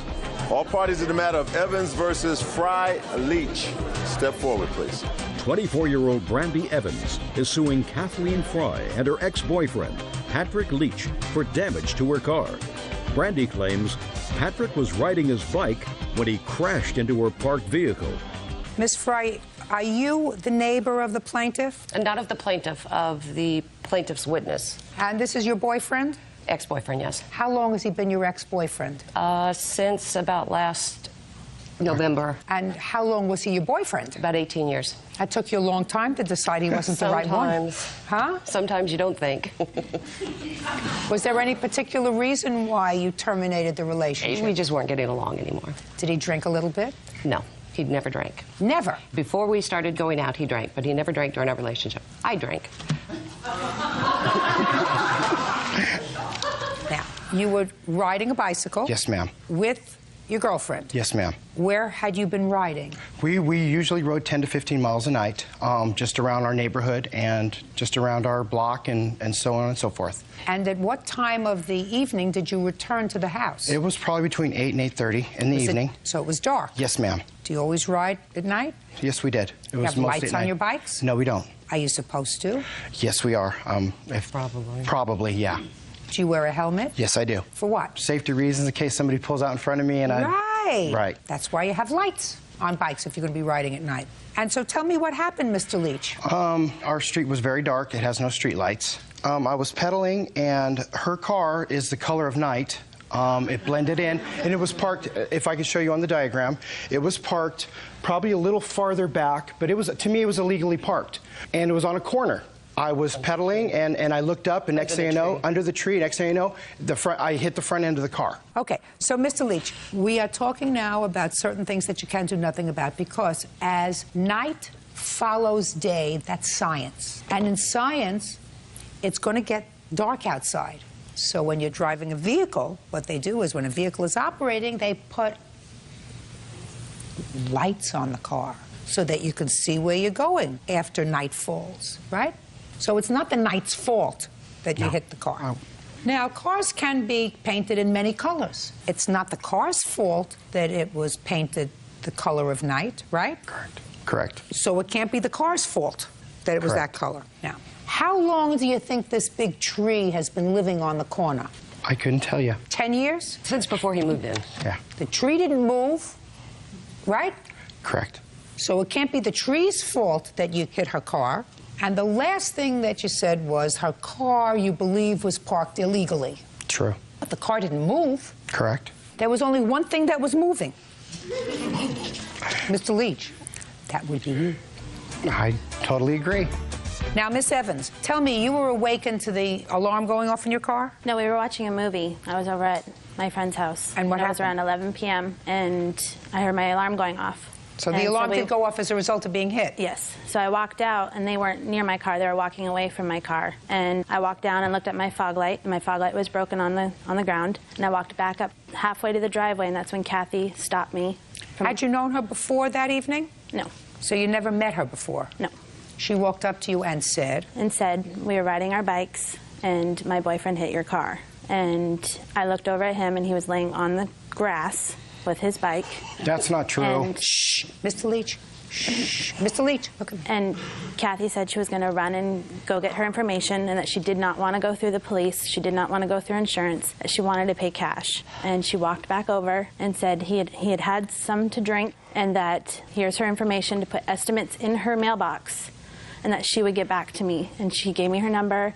She gave me her work phone, her cell phone. Miss Fry, did you write down your telephone number, your work number? I gave her my business card. What did you give her your business card for? For the purpose of, I had walked over and explained that he had hit the car and that he was lying on the ground because he had hurt himself when the bike hit the car. And I said, I will get you the information and you can get estimates and the two of you can work it out. I brought her the information back over. I never stated that he was drinking because he wasn't. And I never stated that I would pay her cash because I am not the one that hit the car. What do you want to say? I was standing there and listened to her state that she would pay Brandy in cash to settle the matter. Tell me your last name.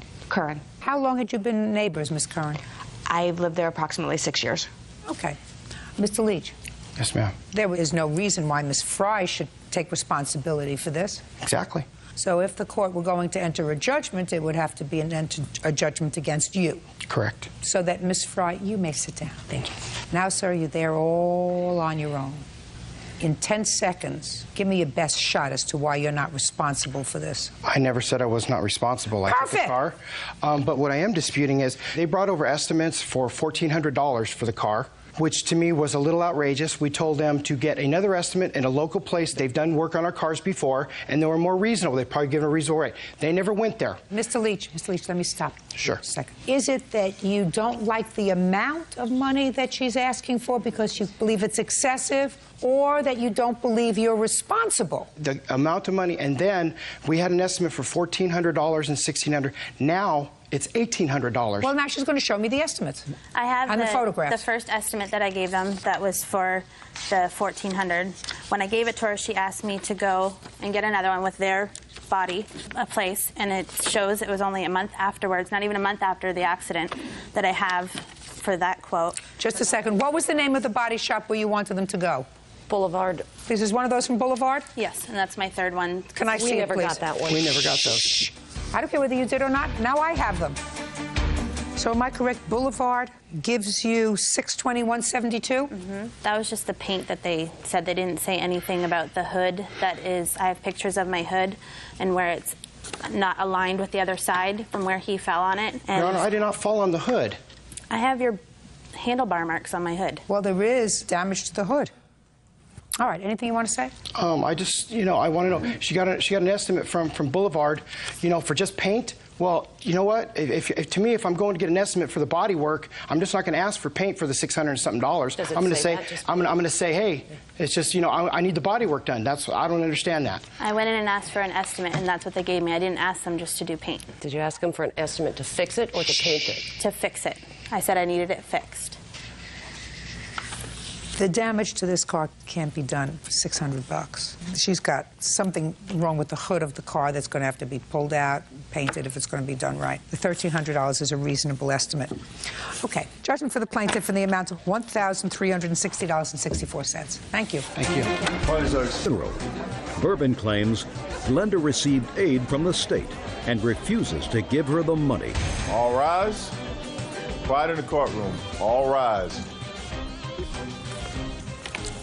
Your Honor, this is case number 201 on the calendar in the matter of McDaniel versus Julius. Parties have been sworn in, Judge. You may be seated. Ladies, have a seat, please. Ms. McDaniel, the defendant is your daughter. Yes, ma'am. Your complaint is really a simple one, and your complaint is that you made 2 loans to your daughter.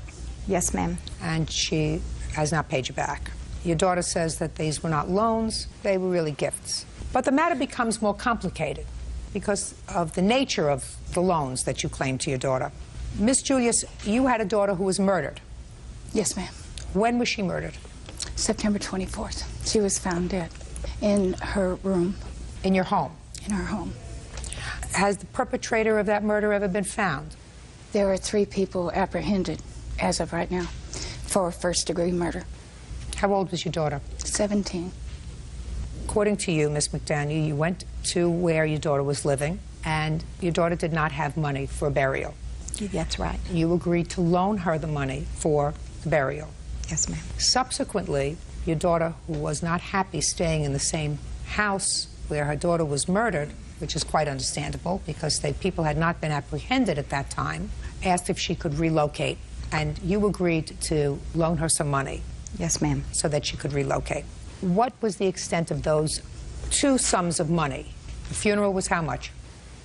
$4,582.27. And how much did you advance your daughter to relocate? $1,487.68. The matter becomes more complicated because at some point, Miss Julius, you ascertained that there was a crime victim's compensation that you could apply for. The DA. The DA? From Carroll County. Told you what? Told me that there was a victims fund relief. And what was it for? It was for expenses for Jessica's death. And I have been making payments. Just a second. Expenses for Jessica's death? Yes. Which included her burial? Which my mother gave as a gift. Listen to me very carefully. Which included, yes. So the state of Tennessee had a fund which provided for the survivors of victims of violent crime to give them money so that they could pay for burial? Yes. And other related expenses? Yes. You applied for that? Yes. And you got a check? Yes. How much was the check? One was $5,300 and the other one was $1,024. Can I see the paperwork surrounding those 2 checks, please? There was a few gas expenses. Can I see the paperwork? This is exactly what Byrd, I'll take a look but at I it. have more different, I have receipts to where I have been paying my mother. Just a second. They paid you $5,307.27 for the funeral. And then there are other related expenses, moving expenses. Are you telling me that you have proof that you gave some of this money to your mother? Yes, I have. I'd like to see it, please. I have receipts.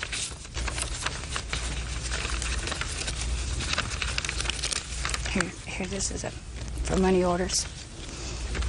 She told me that her payments were $70 and $40. I talked to my sister Gail that's standing next to her over the telephone. She was in California. I talked to her, and She said, have you been giving her money? I said, yeah. She told me 70 and 40 on her credit cards. And that's exactly, I've been giving her a little bit more. Well, I see what you're talking about. You gave her $30, $40. And it started on 11/3, excuse me. I understand that, but these are very small amounts of money. When did you get the check from the state? In April. She told me it was on credit cards, and as long as I was helping her out, there was no lump sum that I was supposed to give her. She knew I would have to go home. I have a headstone to purchase for my daughter, which is $910, and I'm working at a minimum wage job. I moved out because it was so unbearable to live with her in her house. Let's go back a second. You got this money, which is about $6,500. What did you do with it? I've been living on it. And also, I have money set aside to buy Jessica's stone and money set aside to go home. Well, because so I cannot live. Just a second. You just told me that the stone is $900. $910. Fine. And did you order it?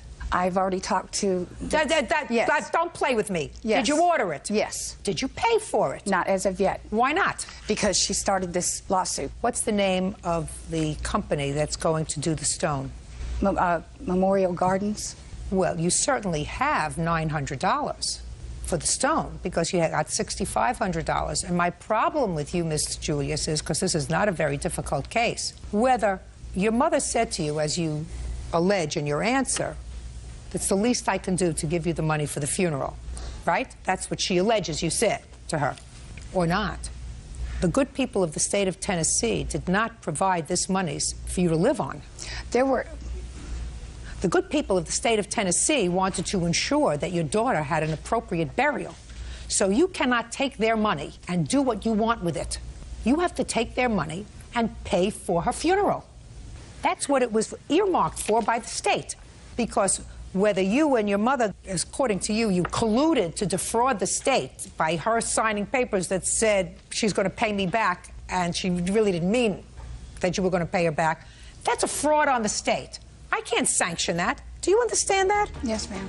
Judge Judy continues in a moment. Your family has had sufficient amount of sadness to last for a lifetime. And even if your mother is awarded the $5,000, you still have money left over for the headstone. And then some. And later today... When they got pulled over, there were drugs in the car. Whose drugs were they? They were his drugs. What kind of drugs were found in the car? Marijuana, pills, and methamphetamines. Whose were they? Hers. Real cases, real people. Judge Judy. Bourbon McDaniel is suing her daughter, Glenda Julius, for the cost of her granddaughter's funeral. Glenda says her mother is heartless. What kind of work do you do? I'm working in a dry cleaners. I'm having trouble dealing with the public. What kind of work did you do before your daughter's death? I was working in a convenience store, third shift. Your mother paid for the funeral. According to the claim that you put into the criminal injuries compensation claim for Jessica Dawn Julius, the funeral was $5,307.27. That's what you told the state, correct? Yes, ma'am. And the funeral was actually $45.82? The difference was donations from the school where Jessica went. What? I have a paper that states each and every one that gave donation to the funeral. Can I see it, please? Yes. The family that Jessica was, Lisa Stevens' family, were there and willing, and the whole town was willing to help out with this. My mother is the one that wanted me to move. I left everything I owned. Listen to me. I'm not talking about the moving. I'm talking about the fact that you cannot take this money and live on it. I have to make a judgment whether the person who actually paid for the funeral, and that's your mother, or you who did not pay for the funeral, are the rightful recipients of this money from the state, which is earmarked for your daughter's burial expenses. Do you understand that? Yes, ma'am. And there were some very nice people from the town who also sent checks in for the funeral. But that's not the issue. The issue really is a very simple one. Whether your mother, at the time that your daughter died, and I believe that she probably did, say to you, this is a terrible time. I don't want you to worry about the funeral. I'll take care of it. Because that's what a parent does. But then when you found out that there was a possibility, because you said that the district attorney told you that there was a fund, that was after your daughter was buried, correct? Yes. So after your mother laid out that money, and probably would not have sought to recoup it because you have limited circumstances, that'd be a fair statement. But after she found out that you were going to get this money from the state for the funeral, the right thing for you to do was to give it back to her. I've been giving her close to $1,500. No. That may have been fine, Miss Julius, giving her $30, giving her $70, until you got $6,500. Once you got $6,500, you had to say, Mom, clean up the credit card, pay it off, because that's what this check was supposed to be used for. Do we understand each other? Yes, ma'am. Good. Let's not pursue this any further. Your family account.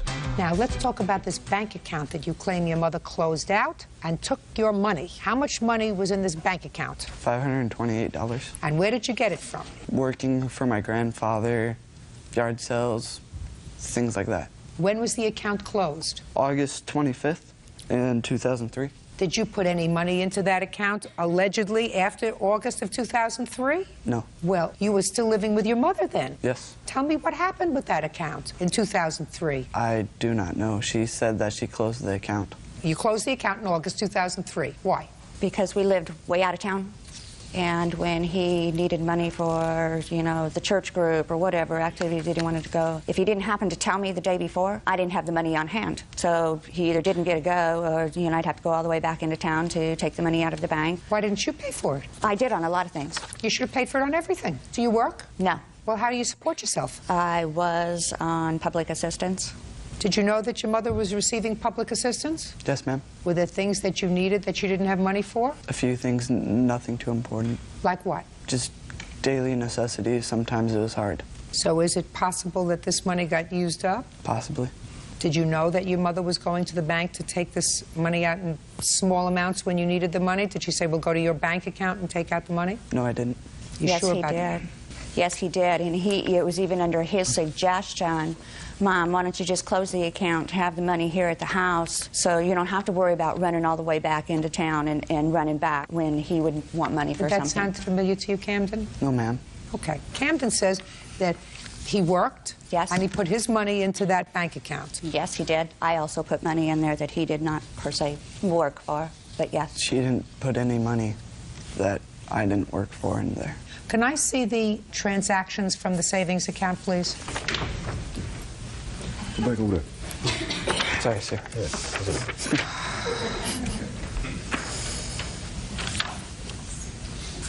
Okay. This money was originally opened with $300. The only money that was put in was $227 after your mother put it in. So, Camden, my question to you is it possible, sir, that that's the extent of the money that you put in this account? $227? That bank was opened here in Boise, and most of the money I made was when we still lived in Twin Falls. So that's why there's a $300 deposit. Well, that's the beginning balance. Yes. Okay.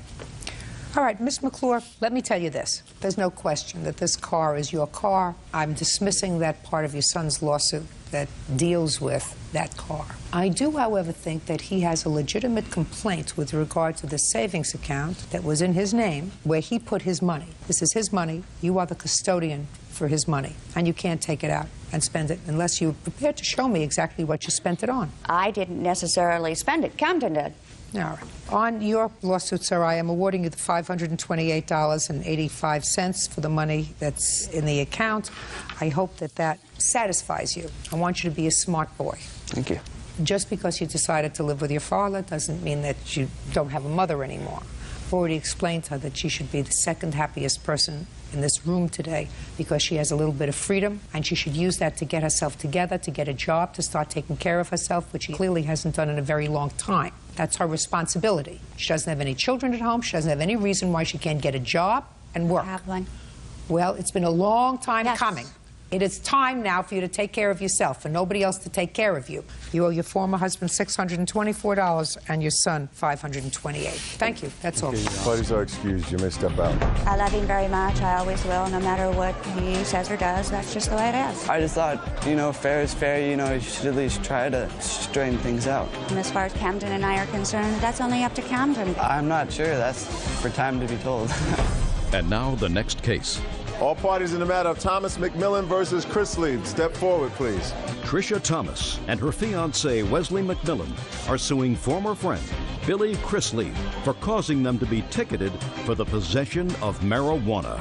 According to what I read, you were traveling in 2 cars, leaving Texas on your way to Arkansas because of Hurricane Rita. Yes, ma'am. You were traveling behind Miss Thomas.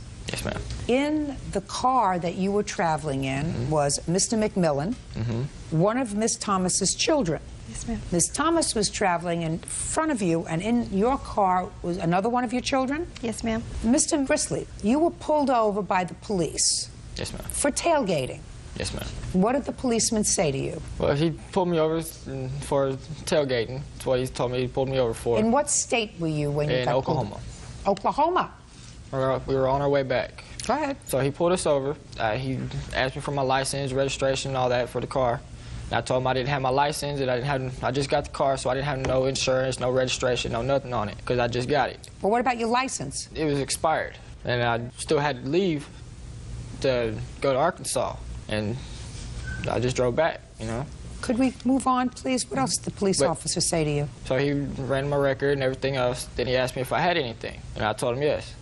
And so he went back to well, you said yes, and he said, what? No, we just went back to my car. I gave him what I had. Well, what did you have? I just had maybe a joint and a half. Of marijuana? Yes, ma'am. Where did you have it? In my center console. Where'd you get it from? I brought it from home. Had you used it while you were in Arkansas? Yes, ma'am. And you only had a little bit left? Yes, ma'am. Anyway, so now, against that backdrop, Officer Byrd, the police officer gave him a ticket and also gave Mr. McMillan a ticket because under the laws in the state of Oklahoma, if there's marijuana or drugs in the car, everybody's responsible. So everybody gets a ticket. So Mr. McMillan got a ticket, and Miss Thomas over here had to pay the ticket, or else she was leaving Mr. McMillan in Oklahoma. And she wanted him home because it looks to me as if you're expecting. Yes, ma'am. How wonderful.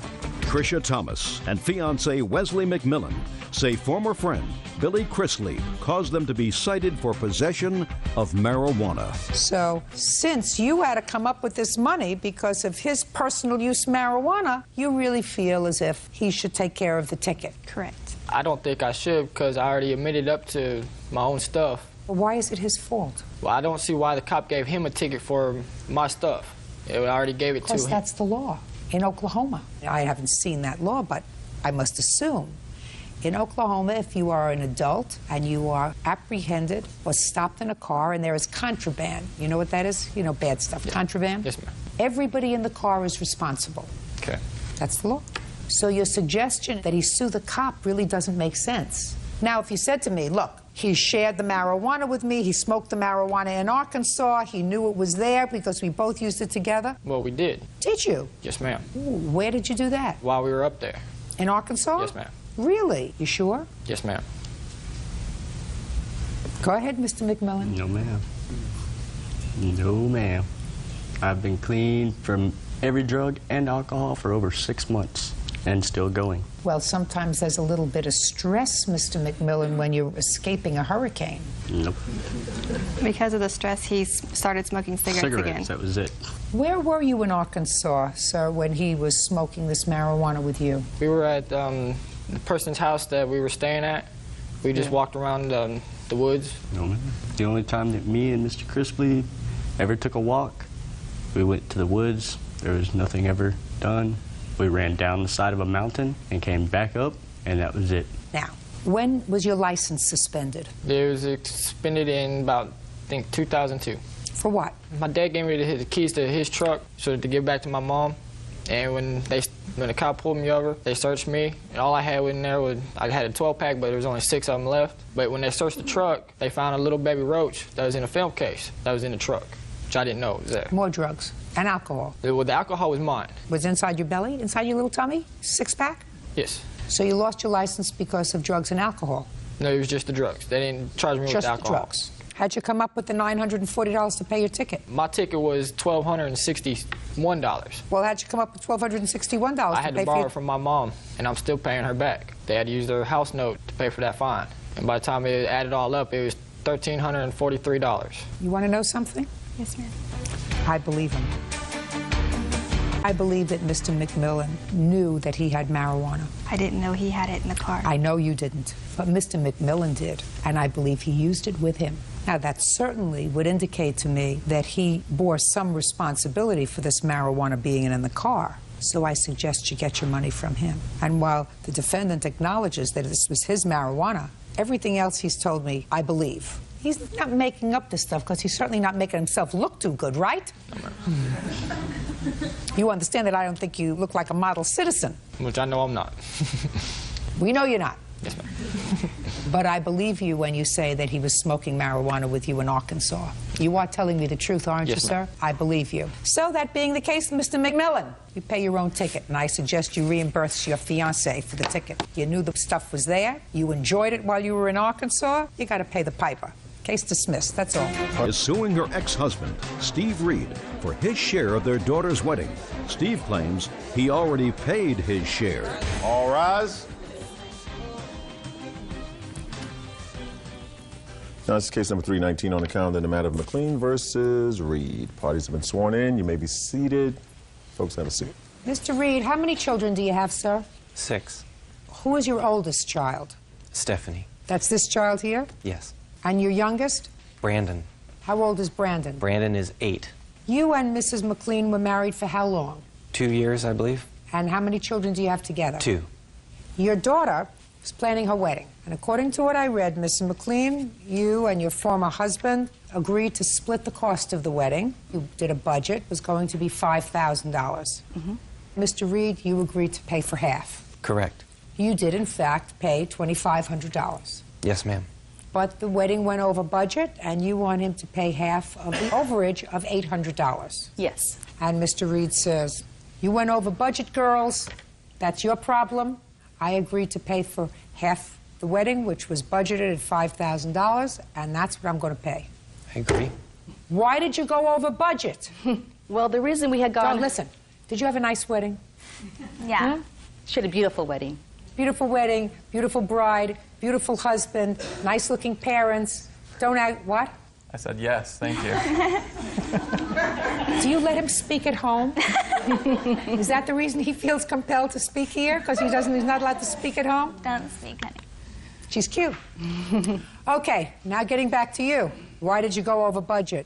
Well, the reason we had gone over budget was we had it at the reception at a place that cost a lot more money than we had anticipated. Now, when you realized that this was going to cost more than you anticipated, because you could have found a site that would have cost within the budget, but that's not what you really wanted, right? You wanted a different place. What did you do when you realized you were going over budget?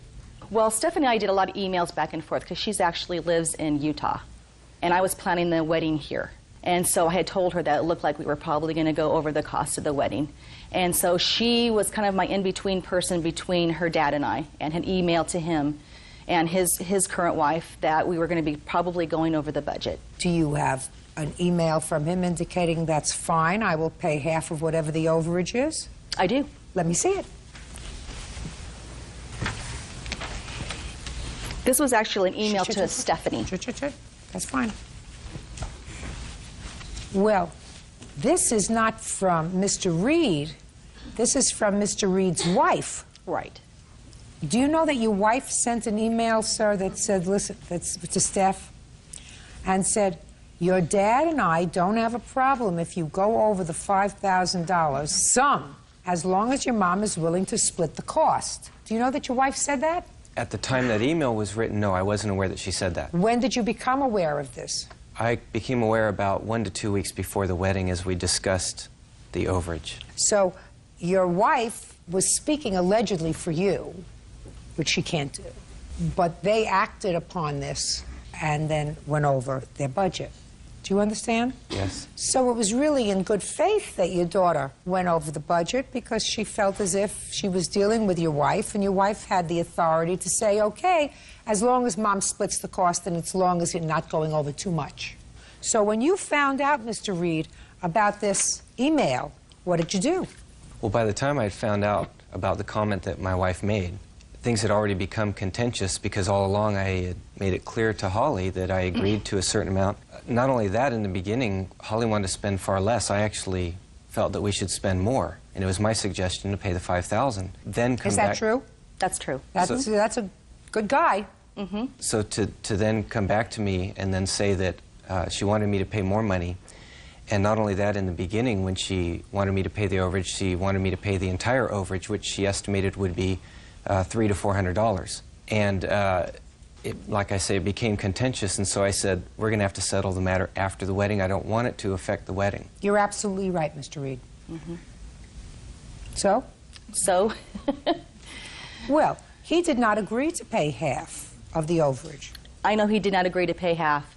But when I had sent them an email stating why we had gone over, and he even told me on the wedding day that he would help me pay the overage of the wedding. Did you tell her that, Mr. Reed? What I said is that I would look at the expenses and analyze them and get back to her. And did you look at the expenses? I did. Anything there look untoward to you? The invitations cost $280 more than we had originally was discussed with my wife, Suzanne. There was a DJ that I knew nothing about, and he cost $450. Well, DJ is great at a wedding. Did everybody have a good time? I think so. Did you dance? A little bit. I didn't say if you danced well, Mr. Reed. Yes. I said, did you dance? I did. Other than the DJ for $450, was it originally anticipated that there was any music? There was going to be pre-recorded music. Okay. I have very little sympathy because if what we're talking about here is $800, I would have paid the $2 so we wouldn't end up here. So there wouldn't be any bad feeling. You probably already paid so much to raise your daughter to this point, right? Probably cost you a couple of bucks over the course of, how old are you? 19. 19 years? So I don't know whether I would make a big to-do. But let's see. All right, the DJ, what else? Let's see. There was a video that was done that was presented at the wedding. It was a nice video. It was $210. A video of what? They interviewed Stephanie and Tim about the way they met and things like that. And it was shown at the wedding. Yes, it was nicely done. But once again, I knew nothing about it. The bridesmaids' outfits, traditionally the bridesmaids pay for those. That's absolutely right. Why didn't the bridesmaids pay for their own outfits? Well, Stephanie and I discussed that we would just take care of that. Well, I don't know. You can't do that and obligate him. Ms. McLean. First of all, it's not traditional. Right. And second of all, you can't be magnanimous with his money. What else? The last one is traditionally a portion of the flowers are paid for by the groom or the groom's family. So the portion of those flowers, I have it listed at $248. Can I say something about the flowers? I didn't feel we should ask Tim's family to pay for the flowers. They were actually having a reception in Arizona a week later, and they were paying for everything there for that reception. And they also paid for the luncheon, so I didn't feel it was right to ask them to also pay for the flowers. Well, very nice. What do you want from him? Judge Judy continues in a moment. Did you call him and tell him about the DJ before you hired the DJ? No. Did you call him and tell him that you were going to pay for the bridesmaids' dresses? No. You cannot use your former husband as a cash register. And later today... You don't say, I think I overpaid for this house. Let me see how I can get the price down a little bit. We understand each other, Mr. Zarba? Yes, ma'am. Perfect! Real cases, real people. Judge Judy. Holly McLean says ex-husband Steve Reed owes for his share of their daughter's wedding. Steve says Holly went over budget. He doesn't want to be used as a cash register. Oh, I understand. Which is, we'll make the arrangements and you'll pay your half. And we don't have to consult with you. We're going to tell you this is what we want to do, and if it goes over, it goes over. Well, that's unreasonable. Well, there's more to it than that. You may explain it to me. But did you call him and tell him about the DJ before you hired the DJ? No. Did you call him and tell him that you were going to pay for the bridesmaids' dresses before you agreed to pay for them? No. Did you call him and tell him you decided not to ask the bridegroom's family for the flowers? Yes, we did tell them that. When? Before the wedding, when he had stated that they thought that the groom's family had to pay for part of the flowers. And what did you say? You told him no. I didn't agree with that. Fine. That doesn't mean he's not entitled to say, that's fine. You want to pay for that? Pay for it. Okay, but there's more to it where we had the reception. We actually wanted to have it at my parents' house so we could cut the costs. Well, Steve didn't want to have it there. I don't blame him. It would have been, the cost would have been a lot less. Miss McLean, what you just said to me has absolutely nothing to do with what I've told you, which is you cannot use your former husband as a cash register. He's a person with opinions, and as long as you want to spend money and you want him to reimburse you for the money, he has the right to an opinion. You may not agree with that opinion, and if you don't agree with it and you want to spend the money, you spend it. What he's complaining about is you didn't discuss it with him, and that was wrong. I just want you to understand that I don't think your father was wrong. I think your mother was well-intentioned, but I don't think your father was wrong. And I've been involved with lots of weddings, and I wouldn't think of saying to my ex-husband, you're going to pay for half, and I'm going to decide where it's going to be, what kind of music we have, what flowers we have, what the invitations look like, and I'll send you the bill for half. Right? But we did... Flattened out on the floor. And I wouldn't blame him. So, in case there's any bad feeling, I don't think your father was wrong. And Miss McLean, if you wanted to do these things and you chose not to get an agreement with him before, you pay for it yourself. Case is dismissed. That's all. Parties are excused. You may step out. He did agree to it in his email with his current wife, and I really felt that he should have paid half. I actually did send $102 over the amount, and then I was just served papers. There was no discussion after that. I especially wouldn't have happened. I would have rather not had an expensive wedding at all. It's just water under the bridge. We'll move forward and we'll be fine. And now the next case. All parties in the matter of Friedman versus Zarba. Step forward, please. Al Friedman is suing the current owner of his previous home, Mike Zarba, for the balance of a loan and for disposing of his valuable war memorabilia. Mr. Friedman, you had a piece of property, a home. Yes. And according to your complaint, at first you leased that home to Mr. Zarba. And then there was a discussion about him purchasing the home. He ultimately did purchase the home. Yes. He had some trouble with getting an appropriate mortgage because of some credit problems that he may have had. And you loaned him the closing costs, which Correct. were $20,000, with a promise that he would repay that money within 90 days. 60 days. 60 days. Correct. So first it is your claim that he owes you some of that money, $2,800? As of, no, it's $1,800 $1,800 left on the loan. The second part of your lawsuit is that there was an agreement between the two of you that you could keep some property at the house, which you claim Mr. Zarba discarded. Correct. Mr. Zarba acknowledges that he discarded the property. He said that he gave you enough time to get it out, and he's not paying you the $1,800 that he acknowledges he owes on the original loan because he was forced to A, hire a dumpster to get rid of your stuff, and B, he stored it all that time. Is that right, Mr. Zarba? Yes, ma'am. When did you first rent this house, Mr. Zarba? End of July 2004. And when you rented the house, Mr. Friedman still had some property there in both the shed and in an attic? Yes. When did you purchase the house? April 2005. And when did Mr. Friedman loan you the $20,000? The closing, but we had an agreement where I did some work for him, so it wasn't really a loan. Listen to me. When did he loan you the $20,000, which you acknowledge in your answer? It would be the beginning of April. And how long were you supposed to have to repay this loan, Mr. Zarba? In about 60 days. Good. When does your receipt indicate that you hired this dumpster to get rid of his property? August 5th. When did you tell Mr. Friedman that you weren't going to pay him his $1,800 until he removed his property? It was the end of July, right? July what? 20th. And tell me about the conversation that you had with Mr. Friedman. Well, he showed up unexpected again. He treated me like I was a mini storage. Listen to me. What conversation did you have with him?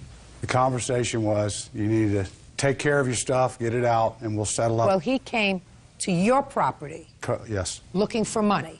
He didn't come there looking to take his stuff. He came there looking for his $1,800. Well, it was $2,800 then. Oh, I gave him $1,000. And when you gave him the $1,000, you said, when you get the rest of your stuff out of here, you'll get your other $1,800. Yes. Is that what you said to him? Yes. And what did he say to you?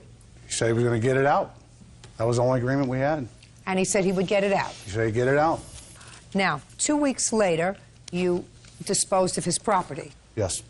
Gave him till August 1st, in a few days.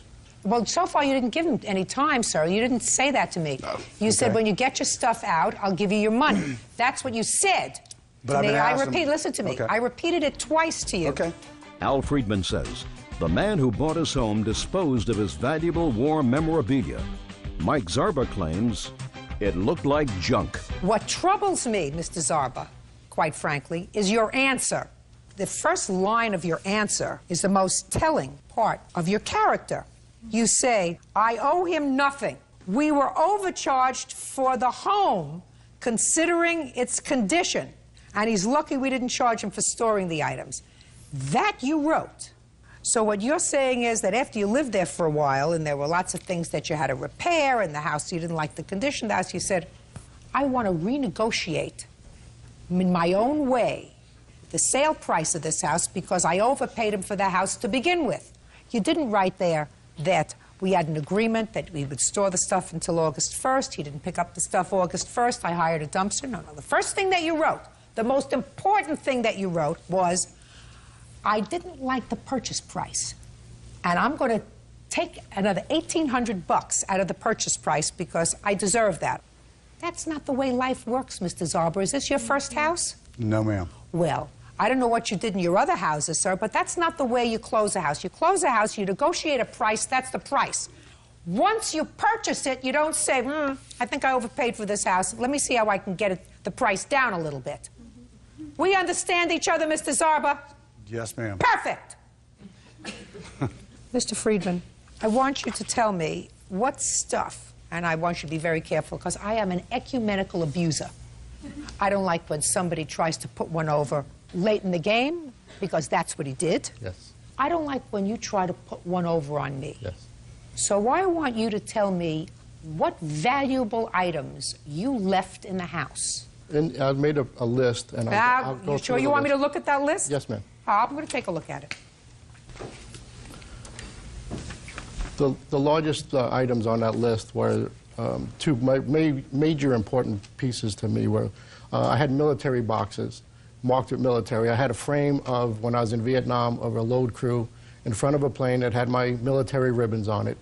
I'm a disabled veteran from Vietnam. There's also boxes I had marked with kids' items that had finger paintings in it from the time that they were kids, and just paraphernalia that they did through the years. What you're really telling me is that the only thing that were there was your memorabilia. That is valuable, because two wooden Santa sleighs, handmade, 2 coolers, 2 sets of Malibu yard lights. I don't want to deal with that, sir. Correct. I had 10 years of postgraduate work. I don't deal with this. Mm-hmm. If it was important to you, you should have gotten it out. Now, you just disposed of everything, Mr. Zarba? Yes, ma'am. No, that was the wrong thing to do. There was nothing in there that looked like it was anything somebody would save. I've got pictures here. I'm going to take a look at your pictures. Right now. Can I see the pictures, please? I mean, this is what he left me. It's not pretty. Well, the shed's not pretty. First of all, get a new camera or take photography lessons. I don't know what this is. Grass. I don't know what this is. I have no idea, sir. This is a whole major blur. Are you doing I let this on him in purpose? several times. Listen to me, sir. Are you doing this on purpose? No, ma'am. When you took a picture of the grass, I could see that this is grass. Yeah. This looks like a Hungarian goulash, sir. It was in the attic. The lighting wasn't very good. I agree. The pictures don't look great. Listen to me, Mr. Zarba. This has nothing to do with lighting. Okay. This looks like somebody who's had a bad hangover took these pictures. All right. He had no right to destroy your property, sir. He had no right to take it away. He owes you $1,800 because he's a deadbeat on a loan that he made, and he owes you $1,500 for what he threw out. I'm speaking. Yes, ma'am. Suing him for $4,300, I think that's excessive, sir, for the junk that you left there for over a year. But he has to be taught a lesson that he can't dispose of your stuff. Judgment for the plaintiff in the amount of $3,300. That's it. Goodbye and good luck. Nothing. What is our excuse? Medical bills after he was assaulted by one of her employees. Lucky also claims his truck was vandalized. All rise. This is case number 269 on our calendar in the matter of Feinstein versus Fairley. Parties have been sworn in, Judge. You may be seated. Have a seat. Mr. Feinstein, it is your complaint that you were assaulted and your car vandalized while you were at the defendant's bar. Yes, Your Honor. And the defendant, although I don't think you were there, is that right? I wasn't there. She says through her employees, I'm sure she has witnesses here, are going to tell me that you were very drunk. Yes, ma'am. And, well, I gather you acknowledge that you were very drunk, and any injuries that you sustained were sustained as a result of you flailing around and hurting yourself, and they don't know anything that happened to your car. So, what's the name of your bar, pub? Scotland Yard Pub. Which of your employees was there that evening? Justin and Eric. All right, stand up, please. And you don't know anything about this of your own personal knowledge? No, I wasn't there. You can have a seat. Justin? Yes. And Eric? That's correct. What is your given first name? Lucky. That's what your parents named you? Yes, ma'am. Interesting. Are you an only child? No. There's 3 other siblings. Are you the first, second, third, or the fourth? I'm the 4th. You're the last one. Lucky to be here. Got it. Okay. When did this incident happen at the pub? The 22nd of what? First, we got to get the date. The questions get harder, Lucky. 7/22, I believe it was. Had you been to this pub before? Only a couple times before this. Immediately prior to the 22nd of July, when had you been to the pub? Maybe a week before that. So sometime the 15th, 16th. Yeah. Prior to that, when had you been to the club? Maybe a month previous to that one. Never had any trouble there? Never, no. You have a drinking problem? No, not necessarily. Yeah, I like to drink, but I don't consider myself having a problem with it, no. Well, according to you, Lucky, on the 22nd of July of 2005, you were drunk. Yes, ma'am. If I had to place a wager, I would say you have at least a minor problem with alcohol. I would agree with that, yes. Who do you live with? I live with my parents. They still think they're lucky? I help them. I think that they do, yes, because I help them out. So tell me what happened on the 22nd, Lucky. Okay, in the afternoon, I was at my friend's restaurant, which is a couple doors down from theirs. What were you doing there? I was eating pizza. They have a pizza place. I've been going there for the past 25 years. And I decided to go next door, and I was advised to never ever go into that place because I would end up in trouble there, because there's always trouble over there. I went over there and ended up there a lot longer than I anticipated. I had way more drinks than I, wanted to have, but I was having a good time, so I kept on. How were you having a good time? Well, I was shooting pool, and I was talking to people, and I was buying several people drinks. Then, approximately 10 o'clock, 10:30 at night, I made the mistake. What time did you arrive there? Oh, maybe 3 o'clock in the afternoon, and I had maybe 12 beers there or something like that. I was out of control, I admit that, but I didn't cause any problems. I wasn't obnoxious. When you say you were out of control, Lucky, drinking-wise. Tell me what you mean. Drinking-wise, I overdid it drinking-wise, and I knew that I was drunk, and I wasn't about to drive out of there, to leave, I was going to call a taxi, and I went into the bathroom. That was the mistake I made because the bouncer was in there. No words were exchanged. I looked at him, and the next thing I know, I was out unconscious. And then I found myself in the parking lot, left for dead. When I came to, first thing I saw was him again. Which one? This guy here in the black shirt. That would be Eric. I asked him for help, realizing that my wallet was missing, and if I could go back in the bathroom to see if my wallet was in there. He said, "No, you're drunk. Get out of here." And then he said the police are coming too. So I said, "Okay, well, I would like to wait for the police and talk to them." The police came, and they just told me that I need to go home too. Call a taxi, do whatever, go home. You have a police report? Yes, I do. Yes, I'd ma'am. like to see it. Go ahead. I went over to my truck, my tailgate, and sat there. A couple women came over and were sitting next to me, assuring me everything's going to be okay. A couple minutes go by, and the police come back again, which I was not causing any more problems, that's for sure. Well, somebody called them. They were called again. But they weren't called by you. No, ma'am. So they were called by somebody about your behavior. But I wasn't doing anything. That's not my question. I said they were called by somebody about your behavior. They were called a second time. Oh, okay. Well, this isn't the police report about their call. This is a police report that you made that said that somebody punched you in the mouth and took your property. There has to be a police report of when they responded to their calls. You did call the police, didn't you? I called the first time. Who called the second time? One of the customers. I was out in the parking lot. You have a copy of that police report? No, I do not. Okay. So go ahead. Okay, so then the police came for the second time, and they said, "We're going to take you home. We're going to give you a taxi ride home." and they put me in handcuffs, which is very embarrassing to me to be put in handcuffs like I'm being arrested. At that point, I realized that I needed to go to the hospital. My face was puffing up, my back of my head, I was dizzy. So they said, would you like an ambulance? I said, yes, I would very much like an ambulance. I went to the hospital, they sewed my lip up, and then I walked back towards my vehicle, which is several miles away from there. And it was about 2:30 in the morning at that time. I realized that my truck was vandalized. My windshield was busted. My car was keyed around the sides of my car. My tailpipes were kicked down to the ground. And at that point, I realized that I better not say anything to them. And so there was a taxi out in the parking lot, and I was taken home. The very next morning, I went back there, and I talked to the owner, Patrick Sirely, and asked him if he would mind paying my hospital bill because I was beaten up in his establishment. But you don't know who beat you up. I'm not clear on that, but all I know is I saw him, and then I was out cold. And then I found myself in the parking lot coming to, and then I saw him again, at my feet, basically. Or I was at his feet. So who's going to start? I'll start. Okay, take your hands out of your pockets and start. When I got to work that night at 7, he came up to order another beer about a half hour into my shift, and I noticed that he was intoxicated, so I refused to serve him, and he went haywire and slammed his fist down on the bar. Put your hand down, sir. Called me a name that I don't think I can say. He started ripping up $100 bills in front of everyone from his wallet. Nobody laid a finger on him inside the bar. I didn't want to get into a physical altercation with him, so I waited till our doorman got on at 9. Finally, when he was put outside of the bar, he kept charging Eric, trying to bust his way back in. I went out to see what was going on. He threatened to get a gun from his truck and kill me and Eric and everybody else in the parking lot, began kicking his own truck, pounding his head into his own truck, and punching into his own truck and other people's cars in the parking lot. At one point, he knelt down in front of Eric, took off his shirt, and said, just kill me right now, just kill me right now. And that's what it seemed like it was going to get to a point where I needed to call the police because people were very angry that he was... Is that when you called the police the first time? Yes. Judge Judy continues in a moment. If you drank too much, it's your fault. Nobody got you down there with a funnel and filled your stomach full of beer. You managed to do that all by yourself. And later today... You think you have an obligation to support your daughter?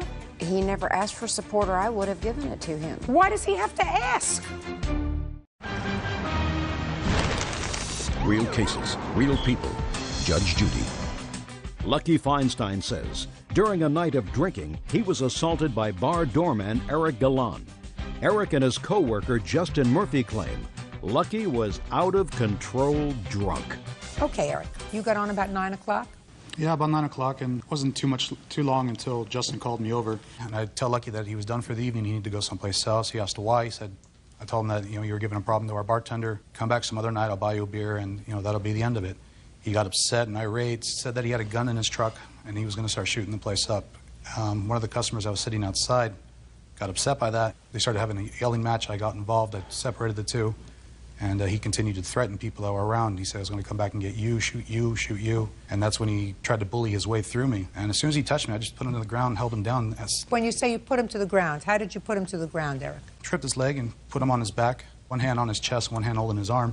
I said he needed to calm down. As soon as I let go of his arm, he swung on me.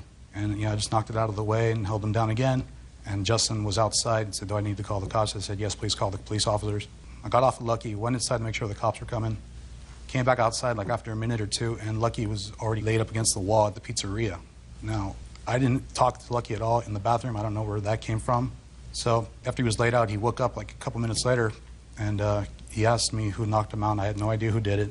And then he started accusing me that I stole his wallet. Did you find his wallet in the pub? Did you find your wallet subsequently? No, Your Honor, I didn't. The police officers came. They spoke with him. They spoke with me. They said they needed to take another call, but he was going to leave the area. He was walking down the alley.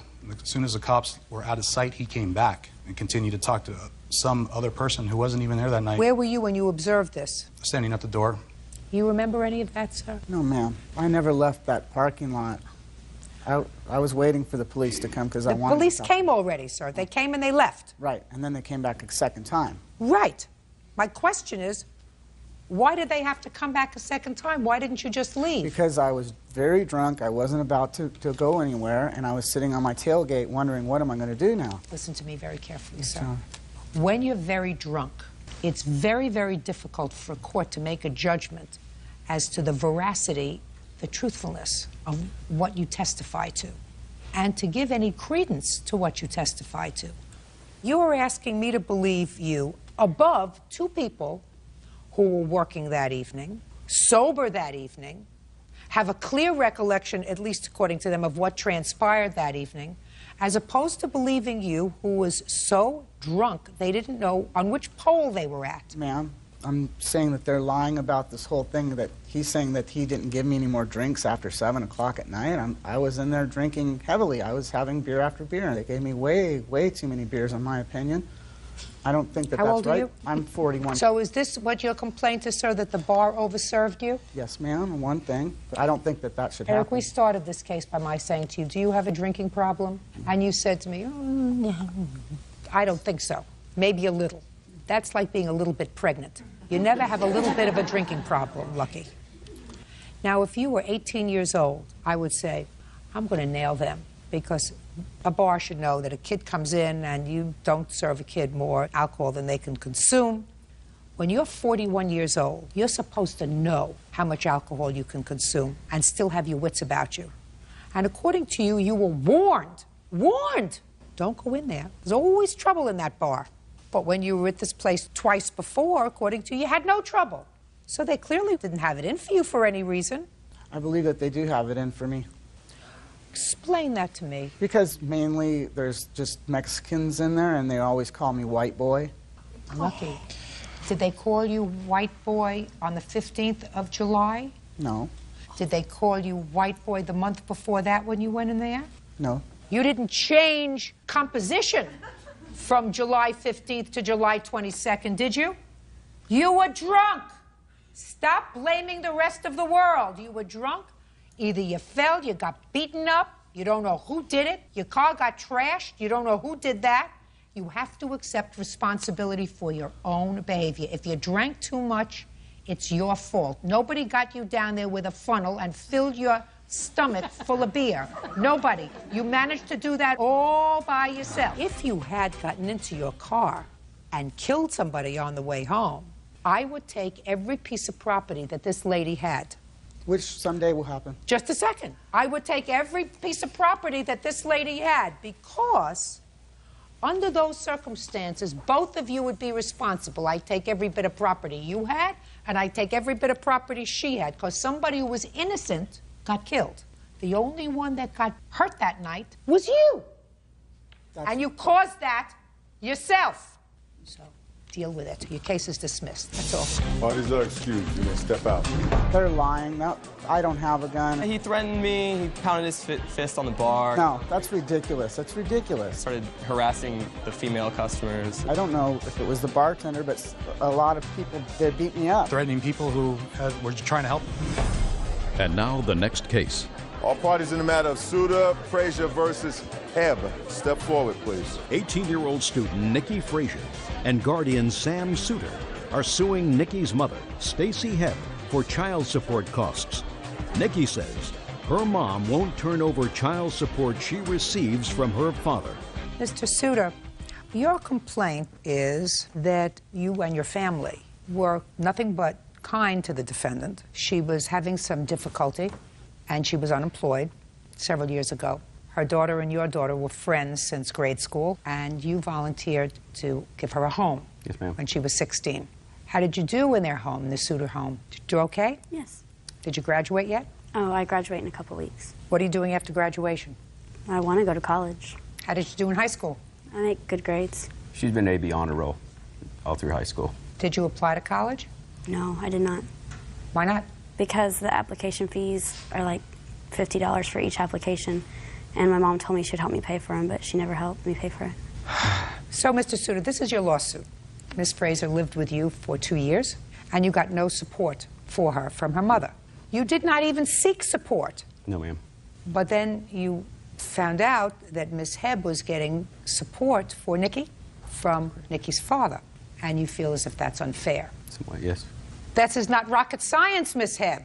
How long have you been divorced from Nikki's father? Since she was about 6 or 7. Do you have other children? Yes, ma'am. Are the other children also the product of this marriage? No, ma'am. And how much do you receive from Nikki's father for her support? $50 a week. What did you do with the money since 2003? When she has called and said that she didn't have any food in the house and she needed me to take her to eat, I would feed her. If she's needed personal hygiene items, I've taken her. I've paid her cell phone bills. And yes, I did tell her that I would pay for her application fees. She never came to me and said, I've applied here and I need I'm the not money. worried about college fees right now and application fees. How do you support yourself? I'm a live-in nanny. You think you have an obligation to support your daughter? Yes, ma'am. So that the things you bought for her, the few toiletries you bought for her, or paying a cell phone bill, you did that for your daughter because you're her mother. That's what you do. Yes, ma'am. The $50 a week that you were getting from her father should have gone to the Suter family. He never asked for support, or I would have given it to him. Why does he have to ask? Did you ever say to him, Miss Hebb, Mr. Suter, I get money for Nikki's support from her father. It's not right that I keep it. I'm going to turn it over to you when I get it. No, ma'am, I didn't. I instead, like I said, whenever she would call and said that she needed things, I would take care of her. Well, that's what you did for her because you're her mother. She has 2 parents, a mother and a father. You're the mother. You work. If you have to take care of a few items, if you happen to take care of a few items for your daughter, that's very nice of you. The other $50 a week, if her father knew that she wasn't living in your home, did your father know you weren't living? He just found out recently because I didn't have his number to get a hold of him. If her father knew, I guarantee you, her father wouldn't have said, well, I'm going to send her money. Her father has known. She's gone and seen him since she's lived with Mr. Suter. I'm just curious. Not that I'm taking this for the truth of what you're going to tell me, but just my own curiosity. Did he ever say to you, if he knew that she wasn't living with you, I'd like to send the money to Mr. Suter? No, ma'am. Never did? No, ma'am. He must have had a lobotomy. Ms. Hebb, this is not a difficult case. It doesn't even test my academic prowess. The last 2 years, your daughter has been living with the Suter family, and you've collected $50 a week, roughly $2,500 a year. The Suters are suing you for $5,000 because that's approximately what you've collected over the time that your daughter has been living with the Suters from her father, and that money should have been turned over to the Suter family immediately. Judgment for the plaintiff for the amount of $5,000. That's all. Make those college applications now. 24-year-old Shelley Taylor is suing her former friend, 24-year-old Nicole Hickman, for stealing her 1999 Chevy Malibu. Nicole says the car rightfully belongs to her. All rise. Now, this is case number 241 on the calendar in the matter of Taylor versus Hickman. Parties have been sworn in, Judge. You may be seated. Ladies, have a seat. Miss Taylor, according to what I read in your complaint, you and the defendant were friends. There came a time, you're going to tell me about that time, when you lost your driver's license and you needed a car, you needed transportation. So you made an arrangement with Miss Hickman that you would purchase a car. The car would be titled in Miss Hickman's name. You would also pay for the insurance, with the understanding that she would take you to do your chores, take your children wherever they had to go. It is your complaint that subsequently you had a falling out and she stole your car. Ms. Hickman says nothing could be farther from the truth. It was her car. It was always her car. And when you came to pick up the car because of something that had to do with a boyfriend, you were so angry that you couldn't get the car that you smashed all of the windows in the car, and she has a counterclaim. When was this car purchased? It was purchased on July 27th, 2005. And what was the purchase price? $4,000. Where did you buy it? We looked in the Penny Saver, and it was bought through somebody at a house, and then it was bought under A.M.N. Auto. Who went to look at the car? Me and Nicole Hickman. Why did you lose your driver's license? For DUI. How many DUIs? I've been convicted of one. I was arrested for one previous, but I wasn't convicted. Do you have your license reinstated at this point? It'll be reinstated the day I get back to Daytona Beach, Florida. I'm eligible. Who put down the down payment on the car? I paid for the car in full, in cash. Do you have any proof of that? Yes, ma'am.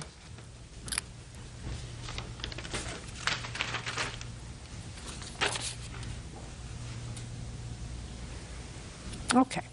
You looked for a car together? Right. Why? Okay, I had a 98 Contour that she had gave me a couple years back when she had lost her driver's license for the DUI. Just a minute. When you say she gave it to you, she gave it to you as a gift? Yes. That's untrue, Your Honor. Well, this would be helpful to you. It shows what a nice person you are. The car was wrecked, and it wasn't in the best condition. However, I made an agreement with her that she paid for it to get out of impound, because I already purchased another car before this. I purchased an '89 Buick, and I did give her the title because she is my friend. Okay. So you gave her the car? For $250, and she was supposed to pay me $250 more. Okay, but she didn't. Over favors and stuff, we wrote that off. Okay, go. Okay, so the transmission on the car went out. Now, previous to her having the baby, Michaela, I had drove her around to doctor's appointments, wherever she needed to go, basically, which I had for years. I was going to get the transmission on the Contour fixed. We started looking at cars because I was going to go ahead and put... Okay. I was going to go ahead and put the money that I had for the transmission on my car, which was $1,500 at the time, towards a new vehicle, which she was like, you know, why don't you just get something new? We were going to get a place together. She was my girlfriend. She wasn't my friend. That's untrue, Your Honor. Shh. Go. Okay, we looked in the penny saver. I found a Malibu. I had wanted a Malibu for a while since my friend here had purchased one. I liked them. I test drove the car. I only had $2,000 at the time for the car. Shelly told me that she would go ahead and give me the rest of the money. She had just received a $30,000 settlement from a previous lawsuit that she had against an insurance company, and said that she would pay the remainder that I didn't have for the car. We were going to move in together. It would be my car, but it would get her around as well, and her kids. It was going to be like the family car, and that's what happened. Show me proof that you paid $2,000 towards the car. I don't have a proof that I gave her anything because I gave it to her in cash, but all I have is like my pawn slip where I pawned my necklace to get the Contour fixed, and I have forms of unemployment that I had. I know it's not proof that I gave her any money. It isn't. You're right. All right, so we have proof, and we have no proof. I paid for the car in cash. You don't have any proof. I have a bill of sale. No, the bill of sale said that you purchased the car. Yeah. So that you could register it. I understand. Okay. Who's Shelley Taylor? Who's Linda Taylor? That's my mother. So your mother gave you a $4,000 check? Yes, ma'am. So this check is not made out to the person who sold the car? No, ma'am. They wanted cash. Can I say something to that? Got it. I got it. Now I got it. So you have this much proof. She has no proof. Good. Now, so what happened? I got the car registered. She paid for my insurance. We went to a lady that she knew. Okay, she paid the insurance. That's right. How much was the insurance? Ma'am, it was $668. So far you paid $2,668 according to you. That's right. Not according to her, but according to you. That's right. She paid for more than half of the amount necessary to get this car on the road, despite the fact that the car was titled in your name. Right, but it wasn't Just the facts, ma'am. Okay. So far, she paid for more than half to get this car on the road. Okay. Despite the fact that it's titled in your name, because she can't have a car titled in her name because she has no driver's license and Florida, she can't get can. insurance. I'm speaking. Sorry. In what month did you two have a falling out? On August 10th, according to her paperwork, which I'm not sure the exact date. I have a police report.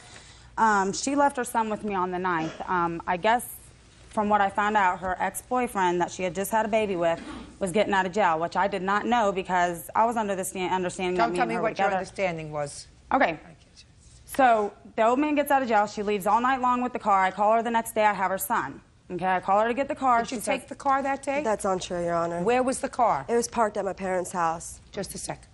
You didn't use the car? Boyfriend No, didn't use the car? No, Your Honor. Okay. Next. So the next day, she comes to my house and gets her son in the car. I tell her that I need the car. She says no, that she is not giving me the car back. She took it to... Who was driving? She was driving. No license? That's right. Got it. Go. So the car, she took the car and went to her mom. She took off before I even came down the stairs to even know what was going on. She grabbed her son, half of his things, left his shoes, everything, took the car, went to her mom's house. I called her.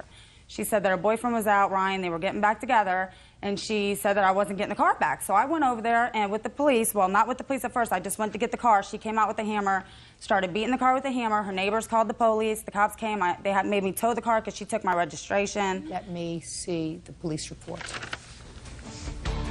Judge Judy continues in a moment.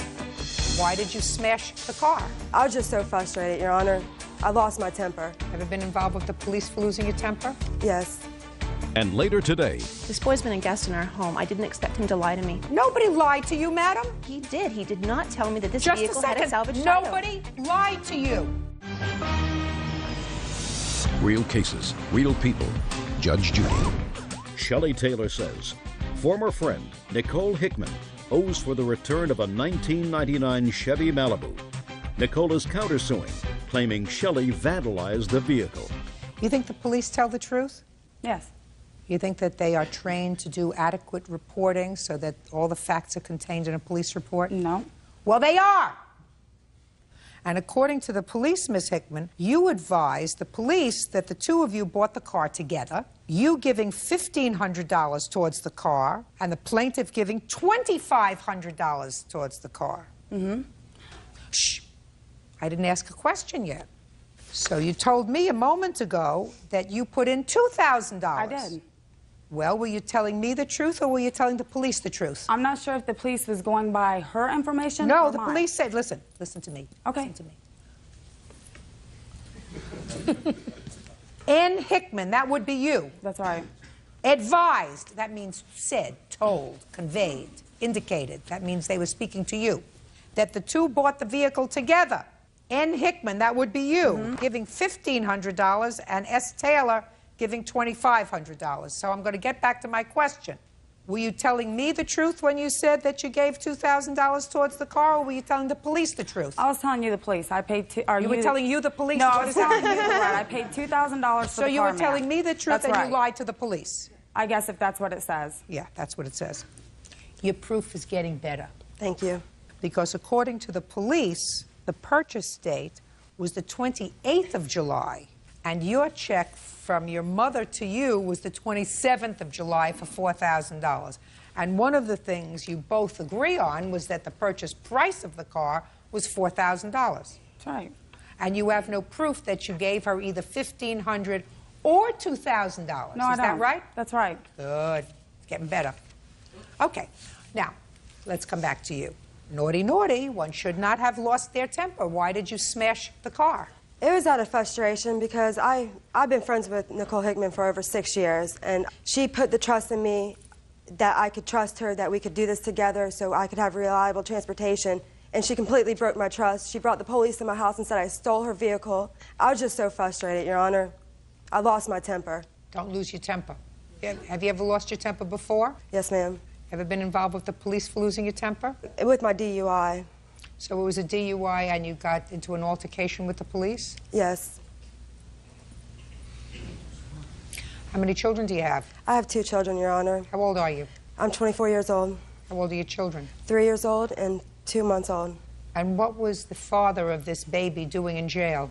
Possession of crack cocaine, driving without a license. It was his first time seeing his newborn child. We are not together. He's incarcerated again, so I don't have to deal with him. Miss Taylor, you're 24 years old, and so far what you've indicated to me is you're a 24-year-old with very lousy judgment. Yes, Your Honor. And until you grow up, I suggest you not have any more children. I'm and not. concentrate on the 2 that you have. And don't bring any bums into their life. You know, if you're going to be a bum magnet, that's your problem. But if you have children, you have to treat the children a little more carefully. You got it? Yes, Your Honor. Very good. Okay. Where's the car now? It's in my possession. I have the title for it, everything. It's my car. Oh, good. Give it to me.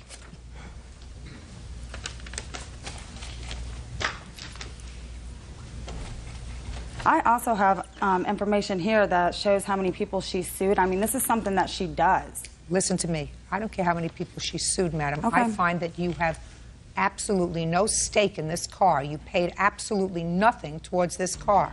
This is a copy of the title. That's right. Did you figure out how much it's going to cost to get the car fixed? The estimate is $1,729.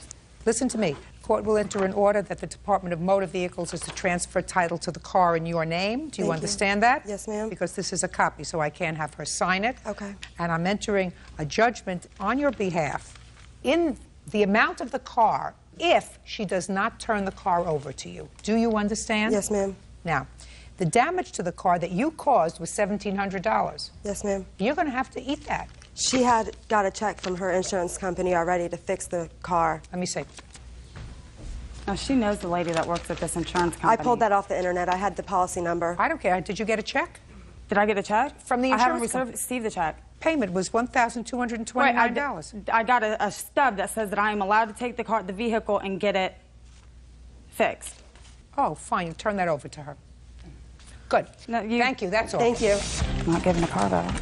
I'm not getting my car back? Yes, you're getting it She back. just said that, Your Honor. Oh, yes, you are. Thank you. She just said that she was going back to her baby's father, and that was, next thing I know, I'm getting sued. She was supposed to be my friend, and we had a verbal agreement. She was just chasing me with the hammer, and then she turned around and started hitting my car with the hammer. She's gonna write a fiction book one day, and that's gonna be her career, because all she does is lie. And now the next case. All parties in the matter of Johnson versus Venable. Step forward, please. 18-year-old Lawrence Johnson is suing the mother of his former friend, Tina Venable, for the balance on a Toyota 4Runner. Tina says Lawrence sold her a salvaged vehicle.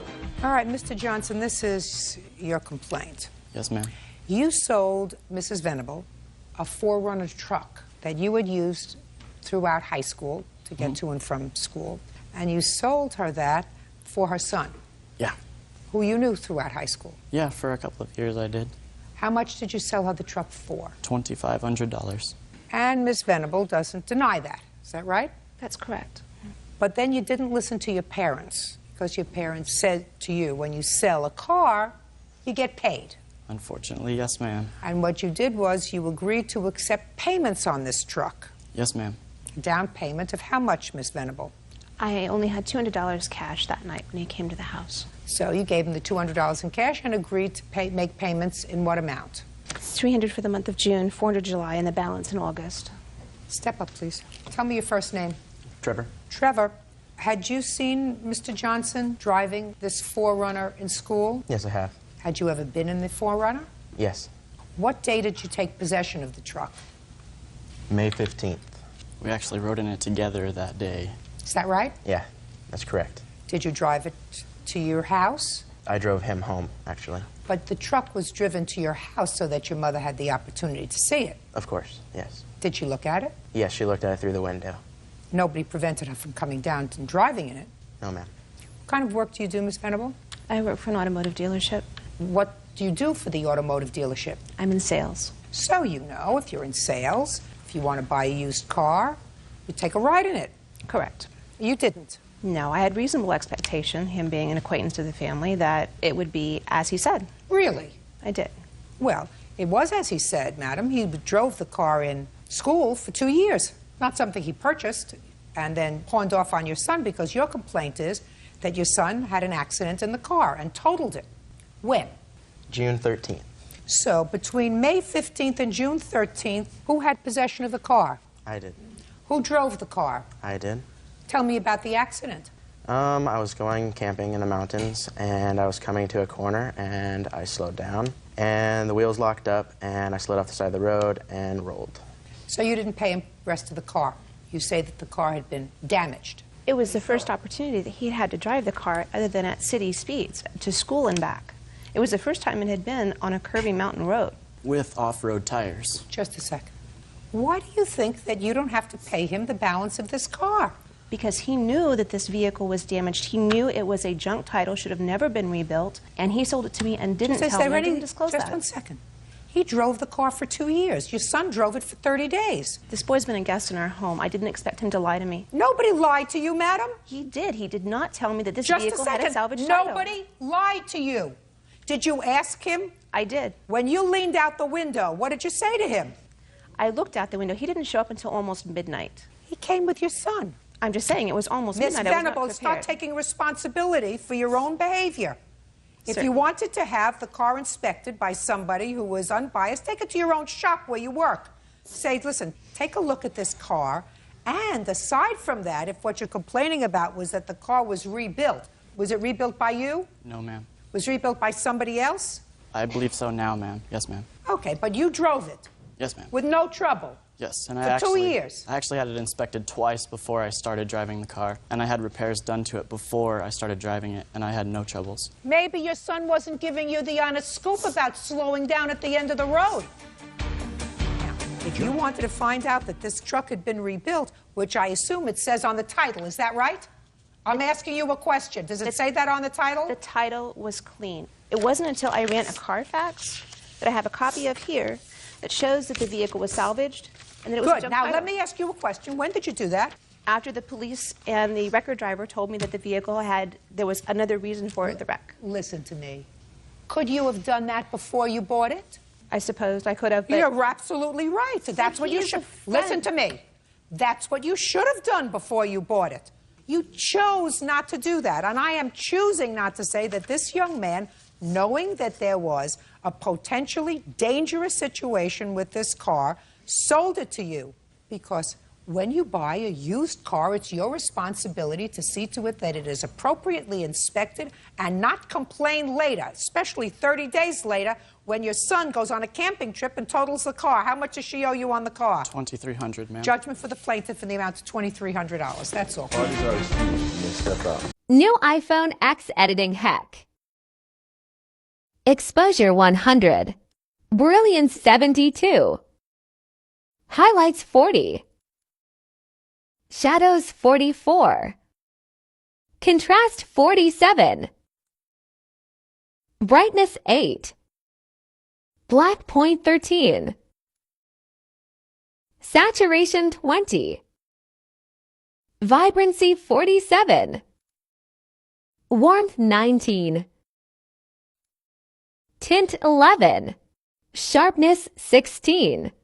Vignette 82. Add vivid filter. Now take away exposure back to 14.